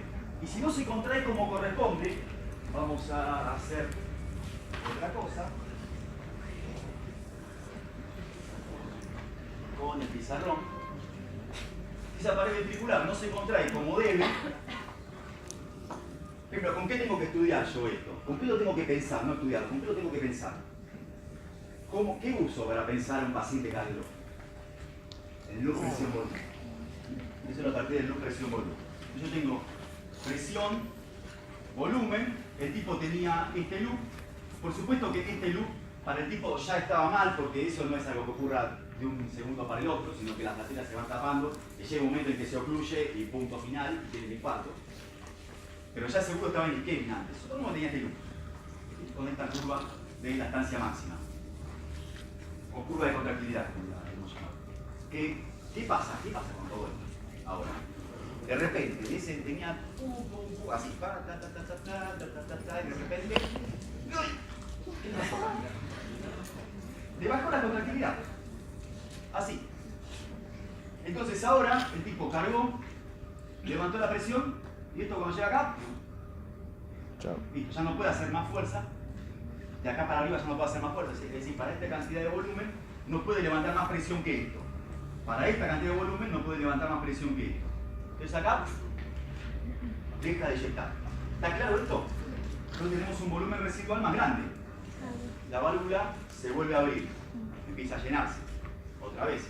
El asunto es que ya estamos en una zona donde, recuerden ustedes que la primera manifestación de la isquemia es un problema en la relajación ventricular. O sea que esto no va a ocurrir por acá, sino que va a ocurrir más arriba. Pero pongamos el caso de que sigue por acá. Entonces se carga y empieza a inyectar así. Y por ejemplo trabaja por acá. Su descarga sistólica empieza a ser menor. Pero además, como el ventrículo está inyectando menos sangre, como pasaba acá, ¿sí? Como veíamos con esto, si inyecta menos sangre, el efecto Minkesel es menor. Entonces la presión arterial también baja. Es decir, que la poscarga le baja. Entonces lo va a tener como por acá. ¿Sí? La descarga sistólica va a seguir siendo más chica. ¿Está bien? Su volumen minuto va a haber bajado. ¿Ya? ¿La válvula retroventricular? Sí.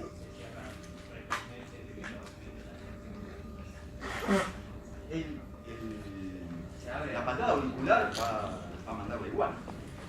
Entonces se va a cerrar en el momento en el que el ventrículo se contrae y eleve un cachito la presión.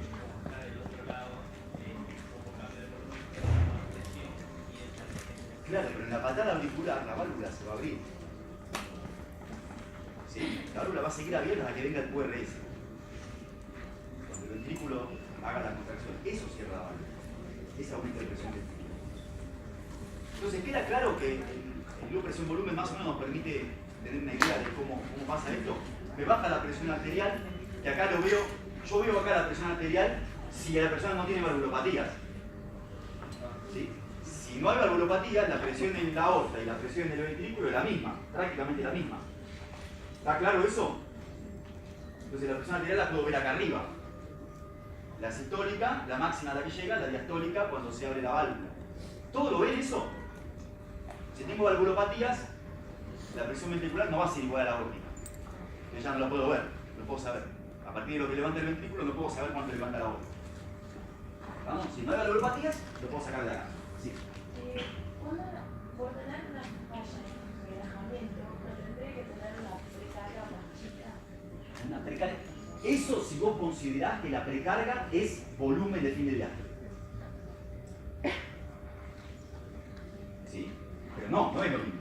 La precarga es la tensión de la pared ventricular al final de la viaje. Sí, pero no va a tener ninguna tensión por tener una Tendría No. más tensión con el mismo volumen. Va a tener, exacto, esa es la cuestión. Para el mismo volumen tiene más tensión. Porque es menos distensivo. Para el mismo volumen, más tensión. Es decir, para un ventrículo, si yo analizo un ventrículo, solo un ventrículo, y yo comparo ese ventrículo con condiciones de carga distintas, con más volumen o menos volumen, sí, claro, cuanto más volumen le pongo, mayor va a ser la precarga. O sea, acá estoy comparando dos volúmenes, dos ventrículos distintos. Uno antes de infartarse y el otro después de infartarse. Son dos ventrículos distintos. Uno más extensible que el otro. Bueno, la precarga es la tensión, no el volumen. ¿Sí? Entonces, para el mismo ventrículo, sí, yo lo puedo decir a partir del volumen. Porque más volumen implica más presión y más tensión. Entonces ahí sí, me aumenta uno, me aumenta todo. Yo puedo decir, más volumen de fin y más precarga. Pero acá no, porque estoy comparando ventrículos diferentes. Antes y después de infarto. La contractilidad bajó porque se podía equilibrar. La contractilidad bajó porque las fibras no están funcionando. Podría haber bajado ya en la isquemia. Bueno, para ahora está infartado. Así que las fibras que están infartadas no se contraen. Y las otras, que están funcionando más o menos, en lugar de hacer así, hacen así. Es decir, tenía en ese caso un lugar que tiene aquinesia, tiene toda la parte anterior. Yo lo miro desde acá. Entonces todo lo que aparece arriba es todo lo anterior. Todo lo que aparece abajo es posterior. ¿Está bien? Y tengo el ventrículo derecho y el ventrículo izquierdo. Entonces tenía un lugar de aquinesia, no se mueve. Y otro lugar de hipoquinesia, no se mueve como en el normal que habíamos visto antes. ¿Estamos? Ustedes dicen, miran esto y dicen, bueno, evidentemente lo que está alterado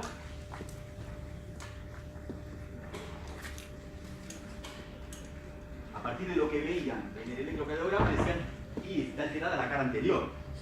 Tengo un infarto de cara anterior. Le hacen el eco y está mal la cara anterior, porque ya lo ven.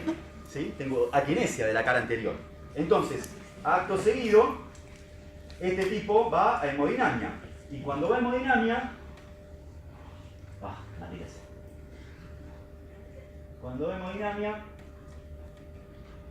pescamos, ¿era viste? A ver. A todo esto se murió, ¿no? No, el tipo sigue vivo. El tipo sigue vivo y Lo mandamos a hemodinamia entonces. ¿Para qué lo mandamos a hemodinamia? Lo mandamos a hemodinamia para esto. ¿Saben qué es una cinecoronariografía? ¿Saben qué es un cateterismo cardíaco? ¿Todos saben eso? ¿Alguien necesita que expliquemos qué es el cateterismo cardíaco? Listo. Entonces, vamos a parar esto y les cuento. Entonces, es un procedimiento mediante el cual uno lo que hace es inyectar un colorante dentro del árbol, se puede hacer en cualquier parte del cuerpo, ¿sí? Mete un catéter, que generalmente se mete por la ingle, se mete por la arteria femoral, por arteria, y se manda a través de la aorta, ¿sí? Hasta llegar, se puede mandar hasta el ventrículo, o hasta donde ustedes quieran. Acá, como vamos a hacer una cinecoronariografía, lo que hacemos es mandarlo hasta el ostium de las coronarias, o nos podemos meter y mandar a cada una particularmente. Es decir, yo puedo estudiar la anterior, puedo estudiar la circunfleja, puedo estudiar la que quiera, puedo meterme por el otro lado e ir a la derecha, y se estudian todas. Entonces, lo que hago es meter, si les interesa mucho el procedimiento, tengo un video que lo muestra. 2 minutos, 3 minutos dura. ¿Lo vemos? Sí.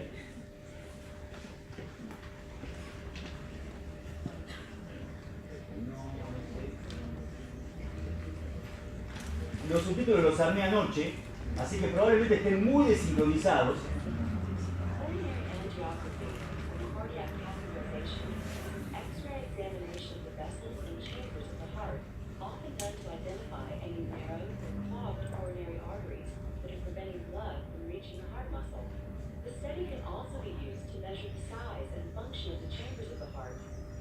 Of the heart valves.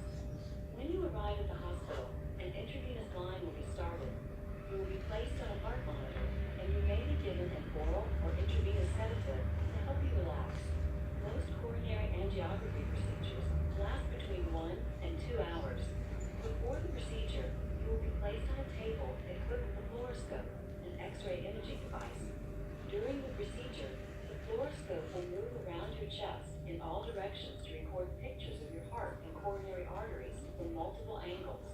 Most cardiac catheterizations take place through the femoral artery in the groin, but can also be done through an artery in the arm. It runs the skin in your groin area and inserts a needle into your femoral artery. Once the needle is placed, a wire is passed through the needle and gently guided through the arterial system to the heart. The needle will be withdrawn and exchanged for a small flexible tube called a sheath that permits access to your femoral artery. Next, a soft, flexible catheter will be slipped over the wire through the sheath and threaded up to your heart. Your physician will watch the movement of the catheter on the fluoroscope. You may feel pressure as the wire and sheath are inserted, but you will not feel their movement inside your arteries.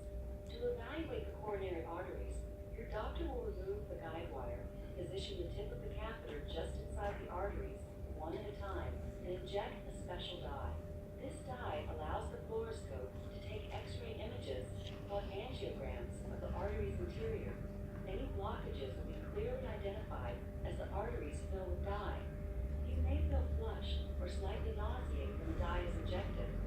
After sufficient images of both coronary arteries and their tributaries have been recorded, the catheter will be removed from the groin. Pressure must be applied over the femoral artery to prevent bleeding.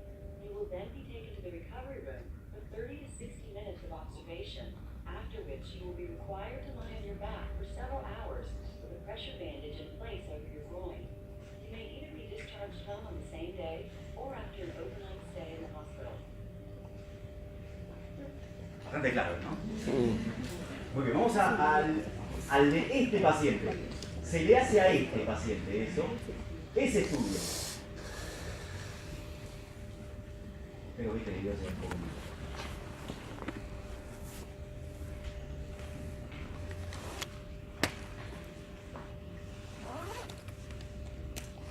¿Ven? El resultado de la cinecoronariografía da esto. Ahí está bloqueado. Lo tenemos eso.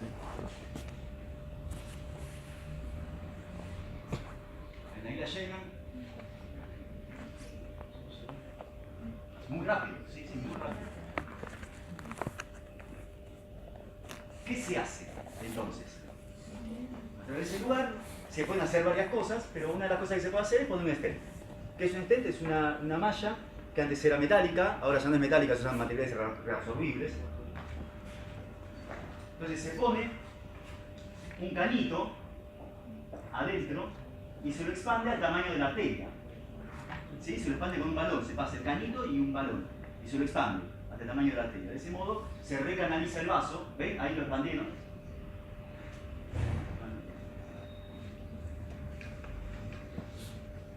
¿Okay? Eso se ve en la radiografía, con el fluoroscopio, ¿sí? Es una radiografía. ¿Lo ven ahí? Mira, Sí, ese fue metálico. Ahí está. Se mandan el colgante y esto ya tiene perfusión en ese lugar. Dependiendo de cuándo lo agarran, a este tipo le salvan ese lugar del ventrículo o ya no. Pero por lo menos evitan que se muera otra parte. Entonces, eso es lo que se le hizo a este caballero. ¿Será este? Sí. Que tenía todo esto, entonces todo desalterado. Ya sabíamos que era la cara anterior. Y entonces ahora la cuestión es que vamos a tratar de estudiar, en estos 20 minutos que nos quedan, cómo es el flujo sanguíneo coronario. ¿Y por qué es de esta manera? Cuando uno mira la coronaria izquierda y la coronaria derecha, el flujo, y mide el flujo a través de esas dos coronarias, es diferente. ¿Sí? A través de la coronaria derecha hay un flujo que, por supuesto, depende de la presión arterial. Cuanto más alta sea la presión arterial, más grande va a ser el flujo. Entonces, durante la sístole, el ventrículo empuja la sangre hacia la aorta, en la aorta la presión sube y por lo tanto, a través del ostium pasa la sangre hacia la coronaria derecha. ¿Estamos de acuerdo, no?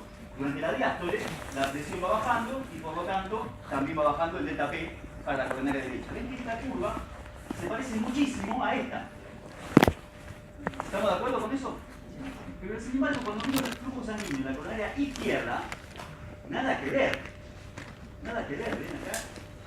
Si bien tengo las mismas deflexiones, lo que tengo es acá que el flujo se pone por debajo de cero, o sea que es flujo negativo. Algo me está exprimiendo las arteriolas y los capilares. Y por otro lado, tengo acá un flujo muy alto en la diástole.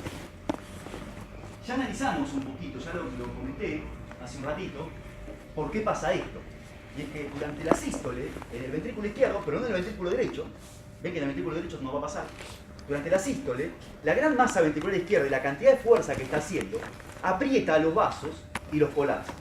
De modo que la sangre no puede pasar hacia ese lugar. ¿Esto creen ustedes que va a ser igual en toda la pared miocárdica? ¿Por qué no? En el ventrículo izquierdo, ¿pero va a ser igual en toda la pared del ventrículo izquierdo? Miren, esto es muy simple. Hay algunos vasos, ¿por dónde van las arterias? Por afuera del corazón. Lo vimos ahí, ¿no? Vimos, las arterias van por afuera. ¿Y las venas?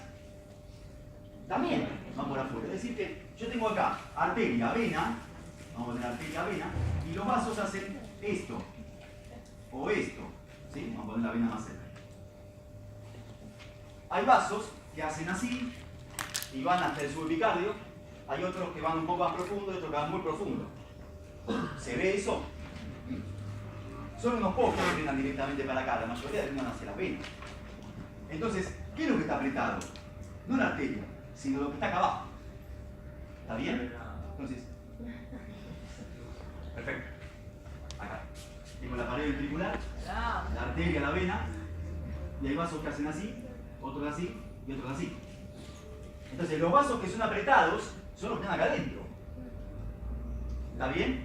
Ahora, el subendocardio y el subepicardio están sometidos a presiones distintas. Porque el subepicardio está en contacto con la caja pleural. ¿Lo ven? Entonces lo que sufre es la presión intratorácica. Y la presión intratorácica suele ser negativa. ¿Sí?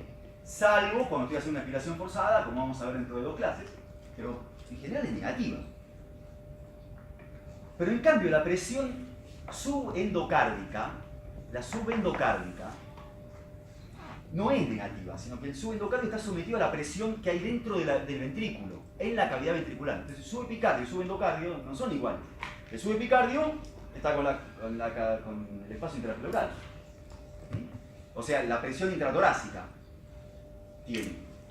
Pero el subendocardio está sometido a la presión que que hay adentro del ventrículo. La presión que hay adentro del ventrículo es muy alta. Entonces, en el subendocardio, los vasos quedan colapsados. En el subepicardio, no, por lo menos no todo el tiempo. Pero durante prácticamente toda la sístole, los vasos del subendocardio quedan colapsados. En el subendocardio no tengo flujo durante la sístole. El subepicardio un poquito. En el momento, fíjense ustedes que en el momento en el que va a comenzar el periodo eyectivo, yo tuve una fase antes. Justo antes de que se abra la válvula. ¿Qué fase tuve? La contracción isovolumétrica. En esa contracción isovolumétrica, el ventrículo va aumentando la fuerza de contracción y la sangre que está empujada desde la aorta, a través del ostium a través de cada uno de los ostium, pero en este momento vemos la izquierda, la sangre que está empujada desde allá está cada vez encontrando una resistencia más grande porque esa contracción isovolumétrica va colapsando algunos de los vasos, desde subendocardio a subepicardio. ¿Se dan cuenta de eso? Entonces el flujo va bajando a medida que ocurre la contracción isovolumétrica, hasta que en el último momento, justo antes de que se abra la válvula, los vasos quedan colapsados. En algunos de ellos la sangre sale, o sea, son realmente exprimidos, y después empieza el periodo eyectivo, durante el cual hay algunos de los vasos, los que son subepicárdicos, por los cuales la sangre puede pasar, y otros por los que no puede pasar. Entonces, los vasos subendocárdicos no tengo flujo, pero los subepicárdicos sí. ¿Se ve esto? De modo que ¿quiénes creen ustedes que van a sufrir más cuando hay isquemia? Y los subendocárdicos. Porque los subendocárdicos dependen estrictamente de la diástole. En eso el flujo ocurre durante la diástole. En el subepicardio tengo un poquito de flujo durante la sístole y otro bastante durante la diástole. ¿Está claro esto? Sí. Ahí la contracción isovolumétrica como está fuera del sístole. Porque está indicado el periodo eyectivo. ¿Sí? Acá te indica el periodo eyectivo. Es correcta la apreciación. ¿No es la curva de presión de forma de flujo? No, esta es la curva de flujo. La curva de flujo sanguíneo. En la coronaria derecha, en la coronaria izquierda. Lo que pasa es que en la coronaria derecha, esto está dado específicamente o directamente por la presión aórtica. Entonces esta curva se parece mucho a esta. Pero acá no. Esta es una curva de presión aórtica. Y esta es la curva de flujo sanguíneo a través de las diferentes arterias, de las dos arterias.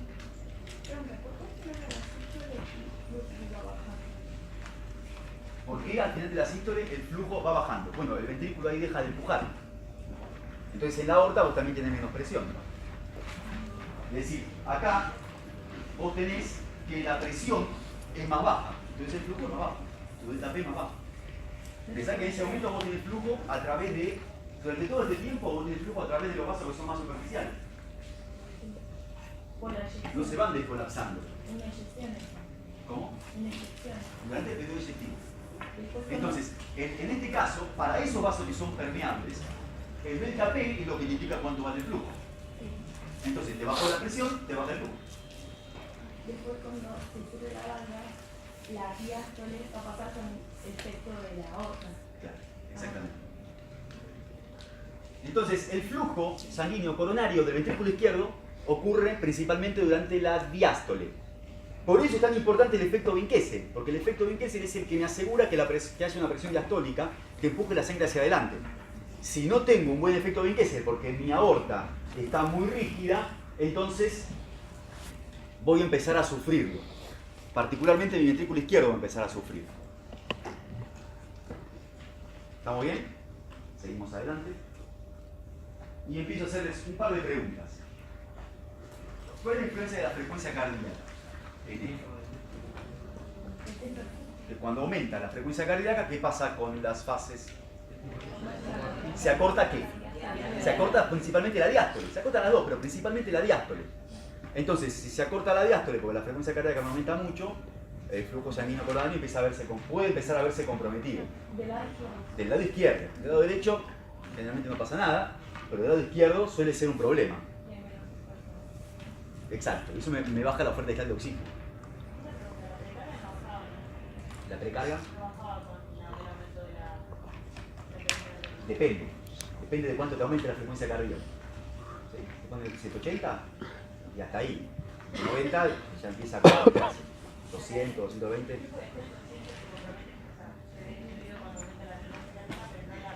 Claro, exactamente. No necesariamente la precardia.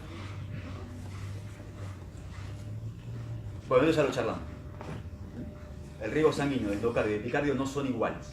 De subendocardio y subepicardio no son iguales. ¿Sí? En el caso del músculo cardíaco, hay una diferencia importante con otros tejidos. En general, cuando uno mira cuánto oxígeno consumen los tejidos de la sangre que está circulando, la mayoría saca alrededor del 25% del oxígeno que se le ofrece. Es decir, la oferta de oxígeno generalmente es de 1000, le vamos a poner números más adelante, y vuelven 75, vuelven 750. Es decir, la sangre entra, la sangre arterial entra, saturada más o menos en un 100%, un 28%, y vuelve saturada en un 75%. ¿Está claro esto? ¿Sí? Saturación de la hemoglobina.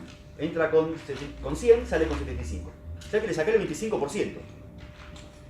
Cuando miro el ventrículo, cuando miro la sangre de las coronarias, de arterias y venas, yo miro el contenido arterial de oxígeno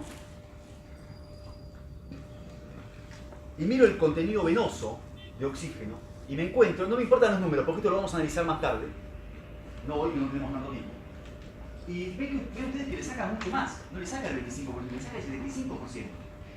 Este lo vamos a cerrar cuando veamos en Resti un par de cosas. Pero ven que le saca mucho más. Saca prácticamente todo lo que se le da.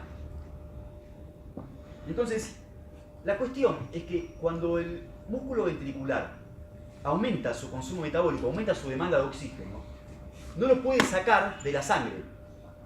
No le puede sacar más a ese poquito de sangre que le está llegando. Es muy poquito lo que le puede sacar de más. Ya le saca un montón, le saca casi todo. Y cuando empieza la curva de saturación de la hemoglobina, se encuentran con que más no le puede sacar. ¿Hasta acá está bien? O sea, ¿cómo puede hacer el músculo ventricular para conseguir más oxígeno? Si no lo puede sacar, no le puede sacar más a esa sangre. Tiene que aumentar el flujo, porque tiene que conseguir más sangre que me traiga más oxígeno. Es decir, si yo mando el mismo flujo, a esa sangre no le puedo sacar más. Lo digo de vuelta. Vamos a suponer que el músculo cardíaco aumenta su demanda de oxígeno y yo no le mando más sangre. ¿Qué es lo que le va a pasar? A la sangre que llegaba normalmente, ese músculo ventricular le saca el 75% del oxígeno que traía. ¿Sí? Prácticamente no le puede sacar más. Es decir, que si ese músculo aumenta su demanda metabólica y yo no le mando más flujo sanguíneo, me voy a encontrar con que ese músculo no tiene más oxígeno, no tiene el oxígeno que necesita. Porque necesita más, pero la sangre no le puede sacar más. La única manera es mandarle más sangre. Entonces hay una relación bastante directa, bastante lineal, entre el flujo sanguíneo coronario, entre el flujo sanguíneo y el consumo de oxígeno. Hola, Susi. Ella es Susana la presa, ¿sí? La que le va a dar el curso de electrocardiografía en el segundo cuatrimestre. Siempre que la cátedra la pruebe, ¿no? Nunca sabemos. ¿Hasta acá vamos bien? Entonces el músculo cardíaco consigue satisfacer una demanda de oxígeno aumentada solamente si puede aumentar el flujo. Si no puede aumentar el flujo, va directo al isquemia. ¿Estamos? Es decir, si yo al músculo cardíaco, incluso en reposo, cuando estoy en reposo, le mando menos sangre, ese músculo cardíaco enseguida va a empezar a sufrir. ¿Estamos? Porque a la poca sangre que le estoy ofreciendo no le puede sacar más a cada unidad de volumen. ¿Está claro esto? Entonces, frente a cualquier obstrucción, enseguida empieza a pasarla mal. Bueno, este músculo también tiene autorregulación. Y esto es lo que pasa cuando yo estoy en reposo, una persona sana, en reposo tiene una pequeña irrigación durante la sístole y la mayoría durante la diástole. ¿Sí? Una persona con obstrucción de las arterias coronarias, recuerdan que tiene una resistencia antes, que tiene menos delta P, le llega a las arteriolas, al lugar de las arteriolas ya le llega con una presión disminuida. Y entonces este efecto es mucho más grande porque el vaso está menos expandido desde adentro. ¿Se entiende, no? Está igual apretado de afuera, pero menos expandido de adentro. Entonces, prácticamente no hay flujo durante la sístole en ningún lado y el flujo diastólico está más o menos bien. Esta persona está más o menos bien. El problema es cuando empieza a hacer esfuerzo. Que una persona sana, ven ustedes que si ya estoy en ejercicio, aumento la frecuencia cardíaca, acorto un poquito la sístole, que acá no se ve, pero acorto mucho la diástole. ¿Está bien? Entonces, el flujo sistólico aumenta un poco porque aumenta la presión, pero el flujo diastólico aumenta un montón. En cambio, esta persona prácticamente no puede aumentar el flujo durante la diástole, y al no poder aumentar el flujo, pero el tiempo está cortado, disminuye entonces la irrigación total. O sea, esta persona no la puedo poner a hacer ejercicio. Entonces, esto que nosotros veíamos acá, ven que el flujo total, el flujo sanguíneo coronario total, aumenta durante el ejercicio. Todo lo que pueda aumentar, todo el volumen que puede aumentar en el ejercicio en relación con el reposo se llama reserva de flujo sanguíneo coronario. Es cuánto más puede aumentar, cuánto más le puedo mandar. ¿Cuánto tengo? 5, 10. 10 minutos.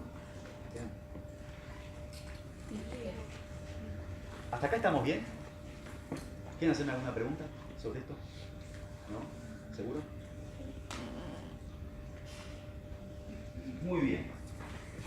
Entonces hay un montón de situaciones, como estábamos viendo presión de perfusión, y toda esta clase fue más que nada cómo se distribuye la sangre a través del cuerpo. Recuerden ustedes que va a ir, como todos están sometidos más o menos al mismo delta P, va a ir más sangre hacia el lecho vascular que tenga menor resistencia.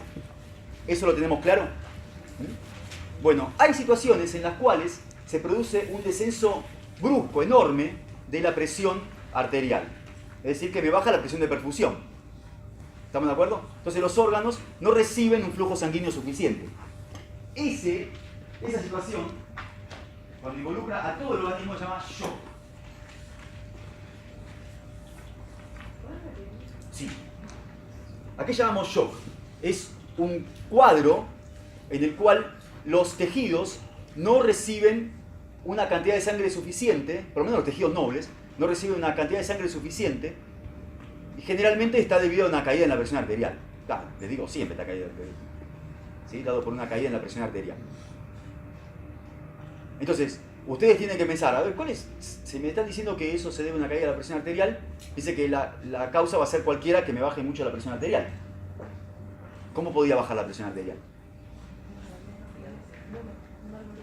Porque tengo menor volumen, porque tengo hipovolemia. Personas que están ahí, ¿sí? Porque tengo hipovolemia, por ejemplo, porque tengo una hemorragia o una deshidratación importante,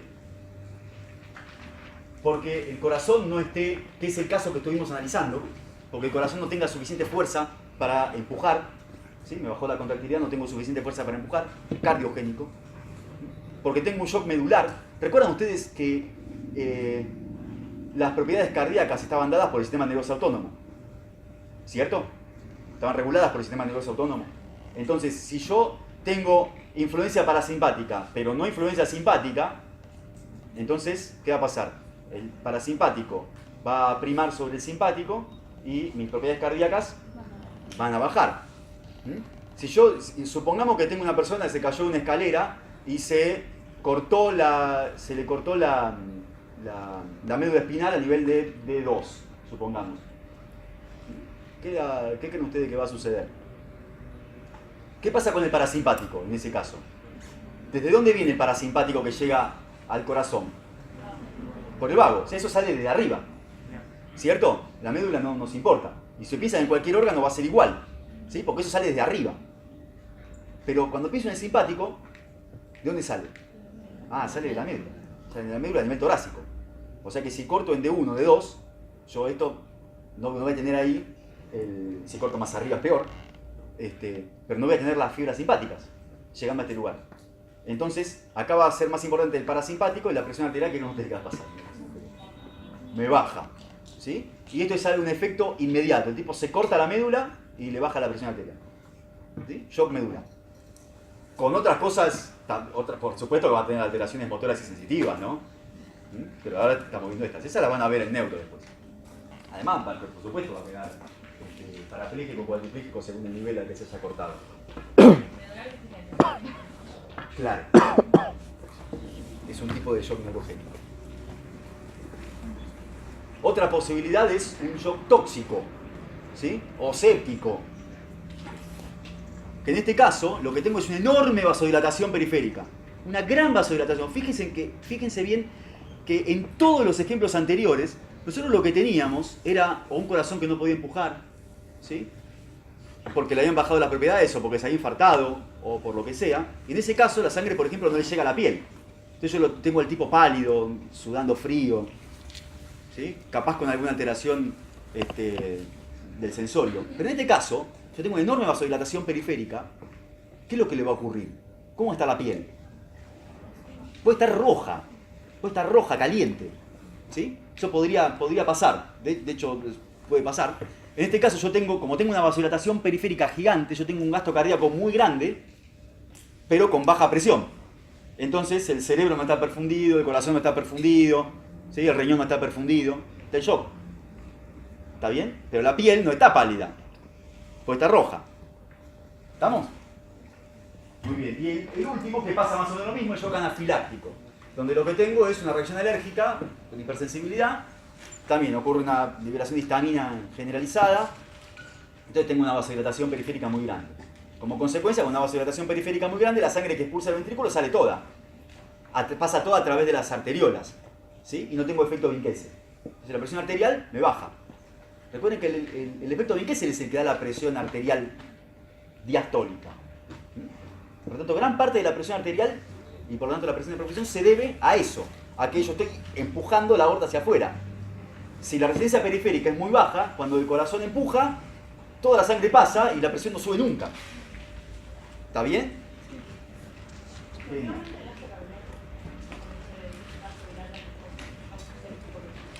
¿Por qué aumenta el gasto cardíaco? Porque no hay resistencia periférica.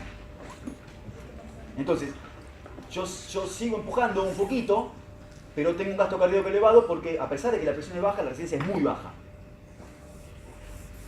¿Sí? Tengo una vasodilatación muy grande. Entonces el ventrículo empuja. Como la presión está baja, entonces yo tengo que eso lo sensan los vasoreceptores y la frecuencia cardíaca me aumenta. La sangre puede volver y, digamos, llenarse y poder... Sí, sin problema. Ese no es problema. El problema es que tengo baja presión, los órganos nobles no son perfundidos. ¿Estamos? ¿Sí? Tenía otras cosas para mostrarle más adelante. Una última cosita. Les digo, aprovechamos los últimos 2 minutos que tenemos. El otro día alguien me preguntó por qué la presión en los capilares glomerulares no cae, si son un sitio de resistencia. Y yo en la clase había dejado entrever eso y iba a hacer esa salvedad.